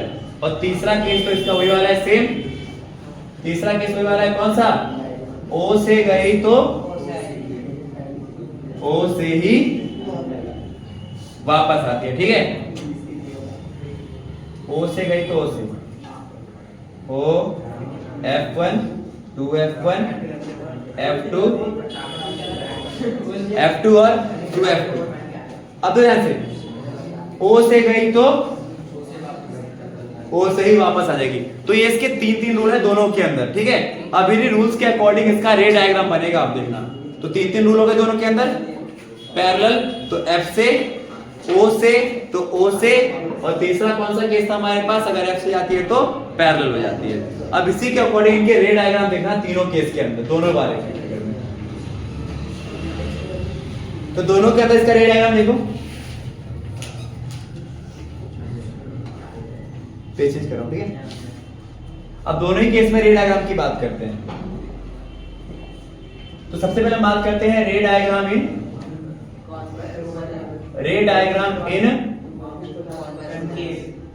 इन कॉनकेव लेंस, सॉरी कॉन्वेक्स, यानी कि उत्तल लेंस में प्रतिबिंब, सॉरी प्रकीर्ण आ रही या किरण आ रही, ठीक है भाई। तो बात करते हैं उत्तल लेंस के अंदर जो रे डायग्राम होता है, इसके 6 तरीके होते हैं आपके, ठीक है। पहला तरीका क्या था हमारे पास, अगर वस्तु कहां पर है, यदि वस्तु है आपका कहां पर, इन्फिनिटी, अनंत पर, यदि वस्तु है आपका इन्फिनिटी अनंत पर, कौन से लेंस की बात हो रही है आपके, कॉन्वेक्स की, O F1 2F1 F2 2F2। अगर वस्तु है कहां पर आपका, इन्फिनिटी पर, तो पैरेलल F से, पैरेलल F से। सेम वही रूल था जो हमने कहां पढ़ा था, कॉनकेव मिरर के अंदर ना, कि वस्तु अगर थी इन्फिनिटी पर तो इमेज कहां बनती है आपका, F के ऊपर। सेम यहां पर भी है, वस्तु है कहां पर, इन्फिनिटी पर, तो इमेज कहाँ बनती है, f के ऊपर। और साइज क्या है इसका, हाईली डिफरेंस, या फिर पॉइंट साइज आप इसे कह सकते हो, ठीक है। बहुत छोटा होगा, हाईली डिफरेंस होगा, ठीक है, बहुत छोटा साइज होगा। और क्योंकि देखो, और ये कौन सा इमेज बना रही है, सच में कट रही है ना, तो नेचर क्या होगा इसका, रियल एंड, यानी कि वास्तविक और उल्टा, ठीक है। फिर देखो दूसरा केस, अगर यहां से अगर ले जाते तो भी यहाँ पे करता, बट ऑप्टिकल वाले सेंटर देखो, आमतौर पे ना जब भी इमेज क्या होती है आपकी इन्फिनिटी पे होती है ना, तो यानी वो प्रिंसिपल एक्सिस पे है ही नहीं, प्रिंसिपल एक्सिस से बहुत दूर है, तो उसमें ना पैरेलल वाला ही केस ले चलो। सेकंड, बाकी सब केस में आप लगा सकते हो। जैसे दूसरा वाला केस देखो, सेकंड वाले केस में था, अब वस्तु आगे आ जाएगी, अब वस्तु आगे कहां हो जाएगी, ये जो चीज रोल प्ले करता है वो कौन सा रोल प्ले करता है, सी वाला। तो अगर सी के पीछे होती थी, अगर सी के पीछे होती तो इमेज कहां बनता था आपका, अरे अगर सी के पीछे थी तो इमेज कहां बनता था आपका, सी और एफ के बीच में, तो यहां पर वही होगा। अगर ऑब्जेक्ट कहां पर है आपका, बिहाइंड सी की जगह पे क्या है, 2f1, तो बिहाइंड 2f1।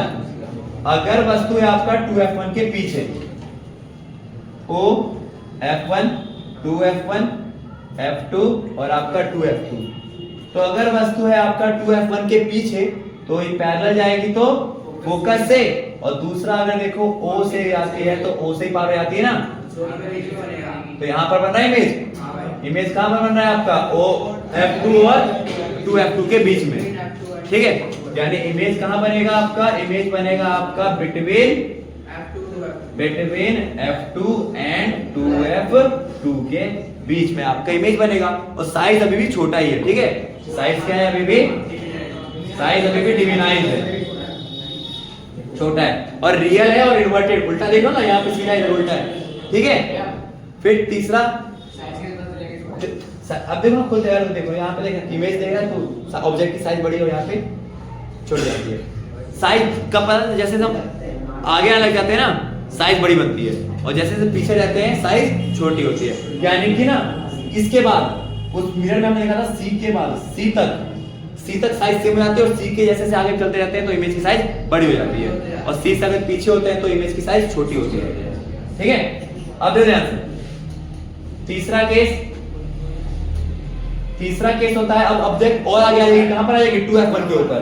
अब अगर ऑब्जेक्ट है आपका एट कहां पर, 2f1 पे, अब ऑब्जेक्ट है आपका 2f1 पे, तो फिर वही case, O f1 2f1 f2 और आपका 2f2, तो अब ऑब्जेक्ट हो गया 2f1 के ऊपर, कोई पैरेलल जाएगी तो f से, और आपका O से गई तो O से, तो इमेज कहां पर बन रहा है आपका, 2f2 के ऊपर ही बन रहा है ना, C पर होती है तो C पे बनती है, सेम वही वाला केस हो गया हमारे पास। और साइज क्या होगा इसका जो साइज होगा वो सेम साइज होगा, ठीक है, साइज होगा सेम साइज इसका, ठीक है, और वही रियल और इन्वर्टेड है। फिर इसका चौथा केस देखो, अब देखो उसका चौथा केस अगर हम बात करें, चौथे वाले केस कौन सा था, आप थोड़ा और आगे जाएंगे, इन दोनों के बीच में आ जाएगी, ठीक है। अब ऑब्जेक्ट कहां हो जाएगी, अब ऑब्जेक्ट आ जाएगी आपकी बिटवीन 2f1 एंड f1 के बीच में आ जाएगी। अब ऑब्जेक्ट आ गया इन दोनों के बीच में, तो O f1 साइज सेम है, जितना इसका साइज उतना इसका साइज होता है, वो सी वाला केस था, सी पे होती है तो सी पे बनती है इमेज, ठीक है। अब देखो f2 और 2f2, अब ऑब्जेक्ट कहां आ गया, इन दोनों के बीच में आ गया ना, तो पैरेलल है तो f से, और अगर O से आती है तो O से, तो इस बार इमेज कहां जाएगी, देखो C के यानी C के पीछे वाली बात होती है ना, तो यानी ऑब्जेक्ट इमेज जो बनेगा 2f2 के पीछे, तो जो इमेज बनेगा आपका वो बनेगा आपका कहां, बिहाइंड 2f2, ठीक है भाई। हाँ, 4 हुए केस। 5वां केस देखो, सेम वैसा ही है जैसे हमने बात किया था ना कॉनकेव मिरर के अंदर, वही उल्टा चलता है कॉन्वेक्स लेंस में, सेम। इसका साइज एनलार्ज हो जाएगा, ठीक है, इसका जो साइज होगा ना, क्योंकि अब हम आगे आ गए ना, तो इसका जो साइज होगा क्या होगा आपका, साइज रहेगा आपका एनलार्ज, बड़ा साइज हो जाएगा, ठीक है। और वही नेचर वही रियल और इन्वर्टेड।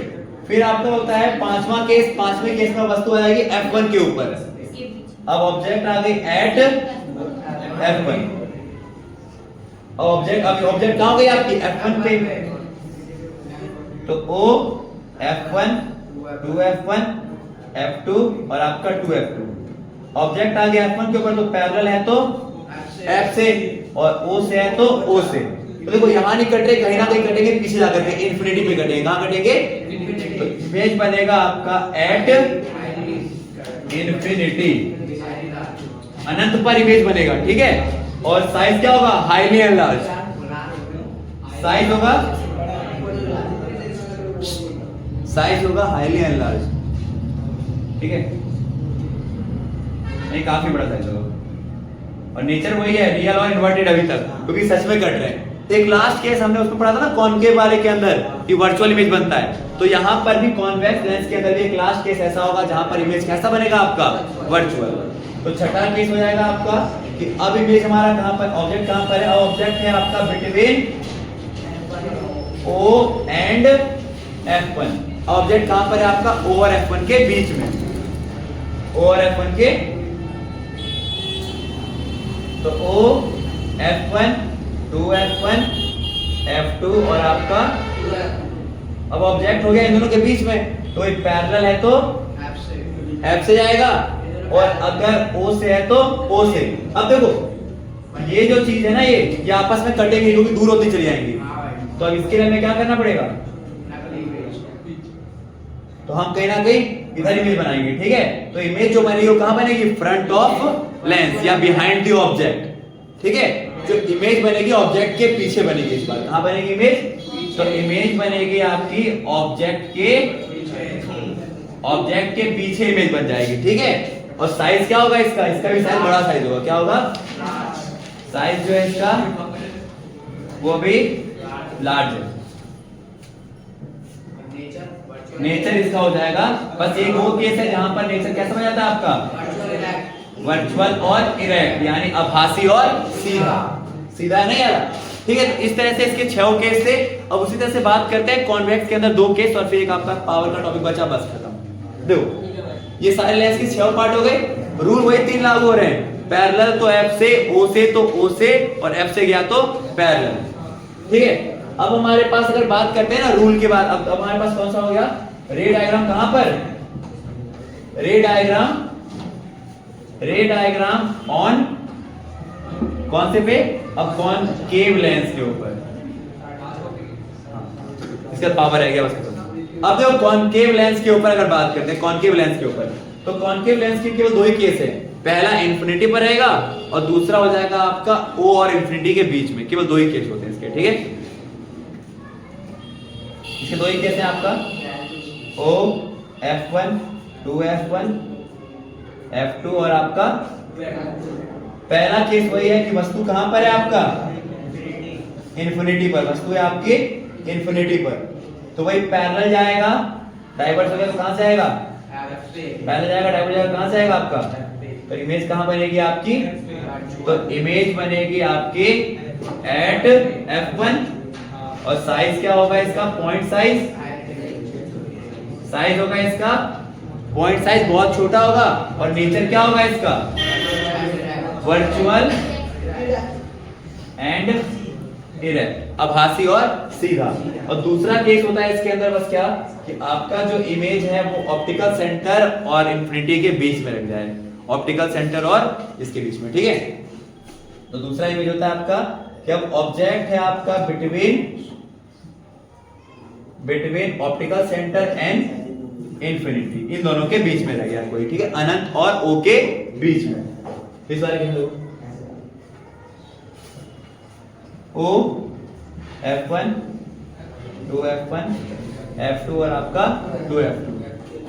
ऑब्जेक्ट मान लीजिए यहां कहीं रहेगा, ठीक है। किधर रह जाए? तो पहला भाई पैरेलल है तो डाइवर्ज जाएगा। दूसरा अगर हमारे पास O से आता है तो O से आता है ना, तो इमेज जो होगा हमारे पास वो कहां बनेगा? O और F1 के बीच में। जैसे उस वाले केस में भी था ना, O P और F के बीच में बन रहा था, तो ऐसे यहां पर बनेगा। इमेज कहां बनेगा आपका? O और F1 के बीच में। तो इमेज बनेगा आपका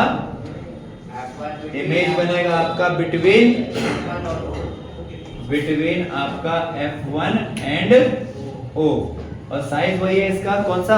छोटा साइज है, जैसे उस वाले में हमने बात किया था कि जो कॉन्वेक्स मिरर था वो हमेशा छोटा इमेज बनाता था, इसी प्रकार से जो आपका कॉनकेव लेंस है वो हमेशा छोटा इमेज बनाता है। ठीक है, तो ये जो इमेज बनेगा आपका इन दोनों के बीच में, नेचर क्या होगा इसका, वही नेचर वही होगा आपका कौन सा, वर्चुअल एंड इरेक्ट, सीधा।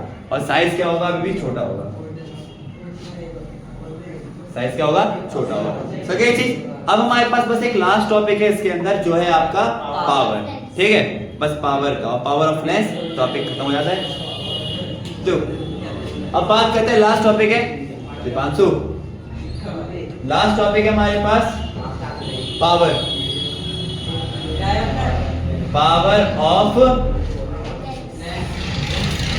पावर ऑफ लेंस की बात करें। ठीक है, पावर ऑफ लेंस। देखो पावर ऑफ लेंस का मतलब क्या होता है, किसी भी लेंस की कैपेबिलिटी कि वो कितनी मात्रा में लाइट को कन्वर्स करती है या फिर डाइवर्स करती है। ठीक है, किसी भी लेंस की, अगर मान के चलो वो होगा कौन सा लेंस, अगर वो हुआ कॉनकेव और कॉन्वेक्स लेंस तो कितना कन्वर्स कर रही है, और अगर वो हुआ कॉनकेव तो कितना डाइवर्स कर देती है। ठीक है, यानी कि इसके मतलब क्या होता है हमारे पास, the ability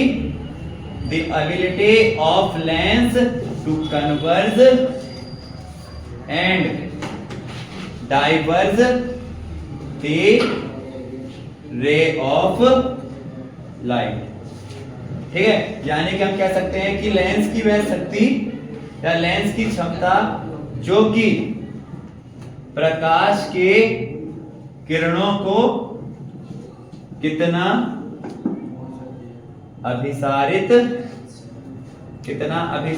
व अपसारित करती है या कितनी मात्रा में करती है। ठीक है भाई, बस ये। और पावर निकालने का जो फॉर्मूला होता है वो क्या होता है, 1/f। क्या होता है, power is equal to 1/f। अच्छा, इसका लेंस फॉर्मूला तो रहेगा, अभी बताता हूं।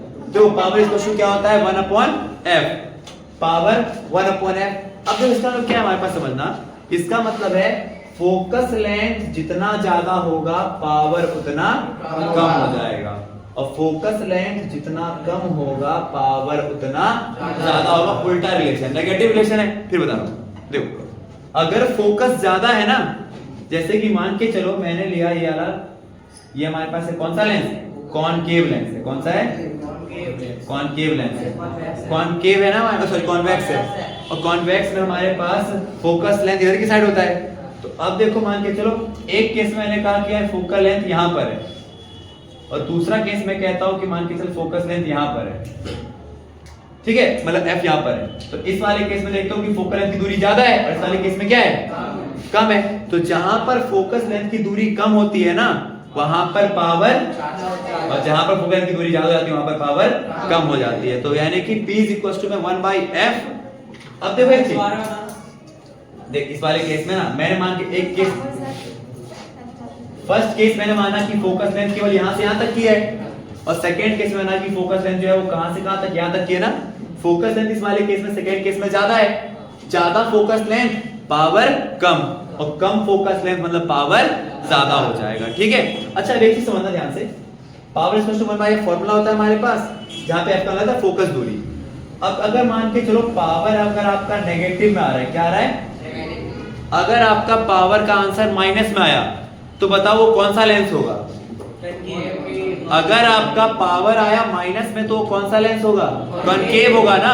क्यों कनकेव होगा, क्योंकि कनकेव वाले के अंदर जो फोकस होता है वो कहां की साइड होता है, इधर की साइड होता है, और इधर हमारा ये नेगेटिव होगा फोकल लेंथ, तो 1/में माइनस में कोई भी चीज होगी तो माइनस में आएगा। ठीक है, बट अगर वही अगर हम बात करें, अगर पावर, अगर याद रखना पावर है माइनस में तो हमारा वो कौन सा लेंस होगा, अवतल लेंस। कौन सा लेंस होगा, अवतल, यानी कि कॉनकेव।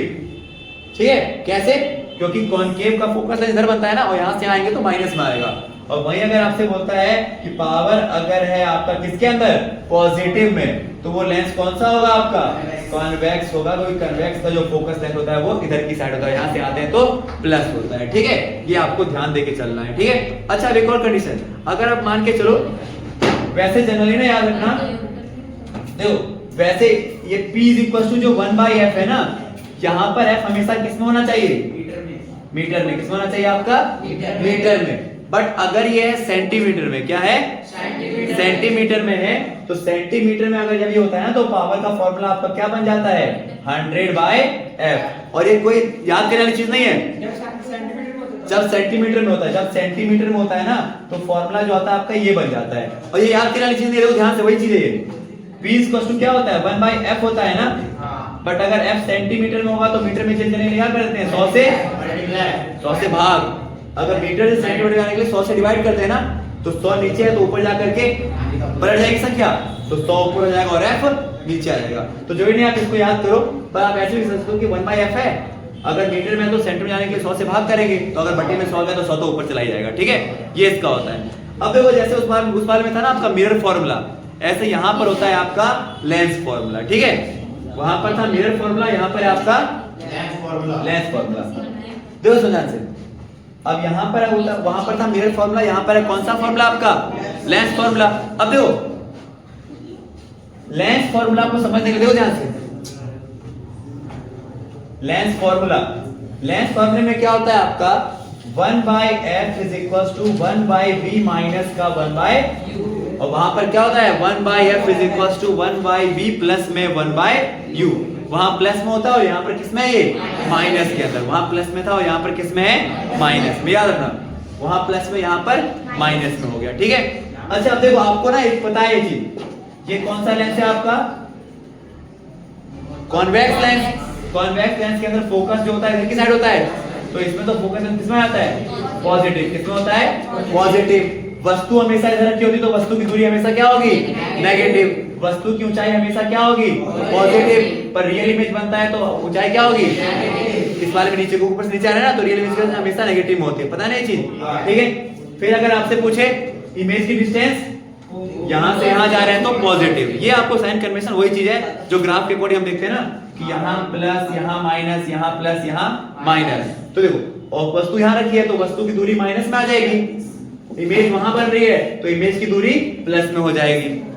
वस्तु की ऊंचाई नीचे से ऊपर जाएंगे तो प्लस में, और इमेज की ऊंचाई ऊपर से नीचे क्योंकि इन्वर्टेड इमेज होती है तो माइनस में हो जाती है। ठीक है, सेम वही चीज है हमारे पास जो हमें देखना था। समझ आया चीज आया? अब देखो एक और जो फॉर्मूला था इसके अंदर, वही अगर मान के चलो अगर आपसे कहता है कि कौन सा इमेज आपके कौन सा लेंस है आपके पास, अगर है आपके पास कॉन्वेक्स, कौन सा लेंस है अवतल, कॉनकेव कौन सा है यानी अवतल। अब अगर है आपके पास अवतल तो अवतल का फोकस कहाँ होता है इधर की साइड, तो इसका जो फोकस है किस हो जाएगा इधर है तो नेगेटिव, वस्तु हमेशा इधर रखी होती है तो वस्तु भी नेगेटिव, डिस्टेंस हाइट उसकी पॉजिटिव, इमेज इधर बनता है इमेज आपका इधर ही बनता है पर ऊपर ना सीधा होता है, तो इमेज का डिस्टेंस नेगेटिव, इमेज की ऊंचाई पॉजिटिव। ये आपको साइन कन्वेंशन सेम वैसे ही है जैसे हमने किसके अंदर बनाया था, बस आपको पता होना चाहिए कि इमेज कहां बनता है। ठीक है, उसी के अकॉर्डिंग ये पूरा होता है हमारे पास कि कब नेगेटिव होगा कब पॉजिटिव होगा। ठीक है, जैसे कि मान के चलो वही, अब देखो जैसे कि मान के मैं आपसे पूछूं कि कॉन्वेक्स लेंस के अंदर, वही अगर पूछूं कि कॉन्वेक्स लेंस के अंदर, कॉन्वेक्स लेंस में जो इमेज है, इमेज की ऊंचाई क्या होगी पॉजिटिव की नेगेटिव? कॉन्वेक्स लेंस में इमेज की ऊंचाई पॉजिटिव की नेगेटिव? क्यों नेगेटिव? क्योंकि ये है कॉन्वेक्स लेंस। कॉन्वेक्स लेंस के अंदर जो इमेज बनता है वो इधर बनता है ना नीचे की साइड, तो ऊंचाई ऊपर से नीचे आ रहे हैं, ऊपर से नीचे मतलब नेगेटिव, और डिस्टेंस अगर पूछे तो क्योंकि हम यहां से यहां आ रहे हैं तो प्लस में हो जाएगा। ठीक है, वस्तु की दूरी क्योंकि वस्तु हमेशा इधर ही होता है ना, तो वस्तु की दूरी हमेशा नेगेटिव, वस्तु की ऊंचाई पॉजिटिव, ये आपको ध्यान देना होता है। ठीक है, और जैसे उसका था ना मैग्निफिकेशन, मिरर वाले में था मैग्निफिकेशन, देखो ओए मिरर वाले के अंदर मैग्निफिकेशन का फॉर्मूला क्या था, मैग्निफिकेशन यानी कि आवर्धन। जो मिरर वाले के अंदर जो मैग्निफिकेशन का फॉर्मूला था मिरर वाले में m इज इक्वल टू में हाइट ऑफ इमेज अपॉन में हाइट ऑफ ऑब्जेक्ट, ये तो यहां पर भी सेम है, ये यहां पर भी सेम है लेंस के अंदर भी। जो दूसरा फॉर्मूला था वहां पे क्या था m is equal to minus का v बटे u, ये था मिरर में, ये किसमें था मिरर में। तो लेंस में फॉर्मूला क्या होता है केवल v बटे u, ये हो जाता है आपका लेंस में फॉर्मूला, याद रखना। ठीक है, मिरर वाले में माइनस का v बटे u, और जो आपका लेंस का फॉर्मूला होता है वो क्या होता है, केवल v बटा u। और ये वाला फॉर्मूला आपका दोनों में सेम होता है, हाइट ऑफ इमेज अपॉन में हाइट ऑफ ऑब्जेक्ट वाला, ठीक है। ये m निकालने का फॉर्मूला, ये m निकालने का फॉर्मूला, पर ये कब होगा जब आपके पास डिस्टेंस दे रखा होगा, और ये कब होगा हमारे पास, इमेज को ऊपर नीचे कर सकते हैं? नहीं ऊपर नीचे नहीं कर सकते, ये रहेगा इमेज ऊपर ऑब्जेक्ट नीचे। समझ भाई, तो ये सारे फॉर्मूले थे, ये पूरा कॉन्सेप्ट था, ठीक है। अब हमारे पास कौन सा है क्वेश्चन, टाइम बता कितना हुआ,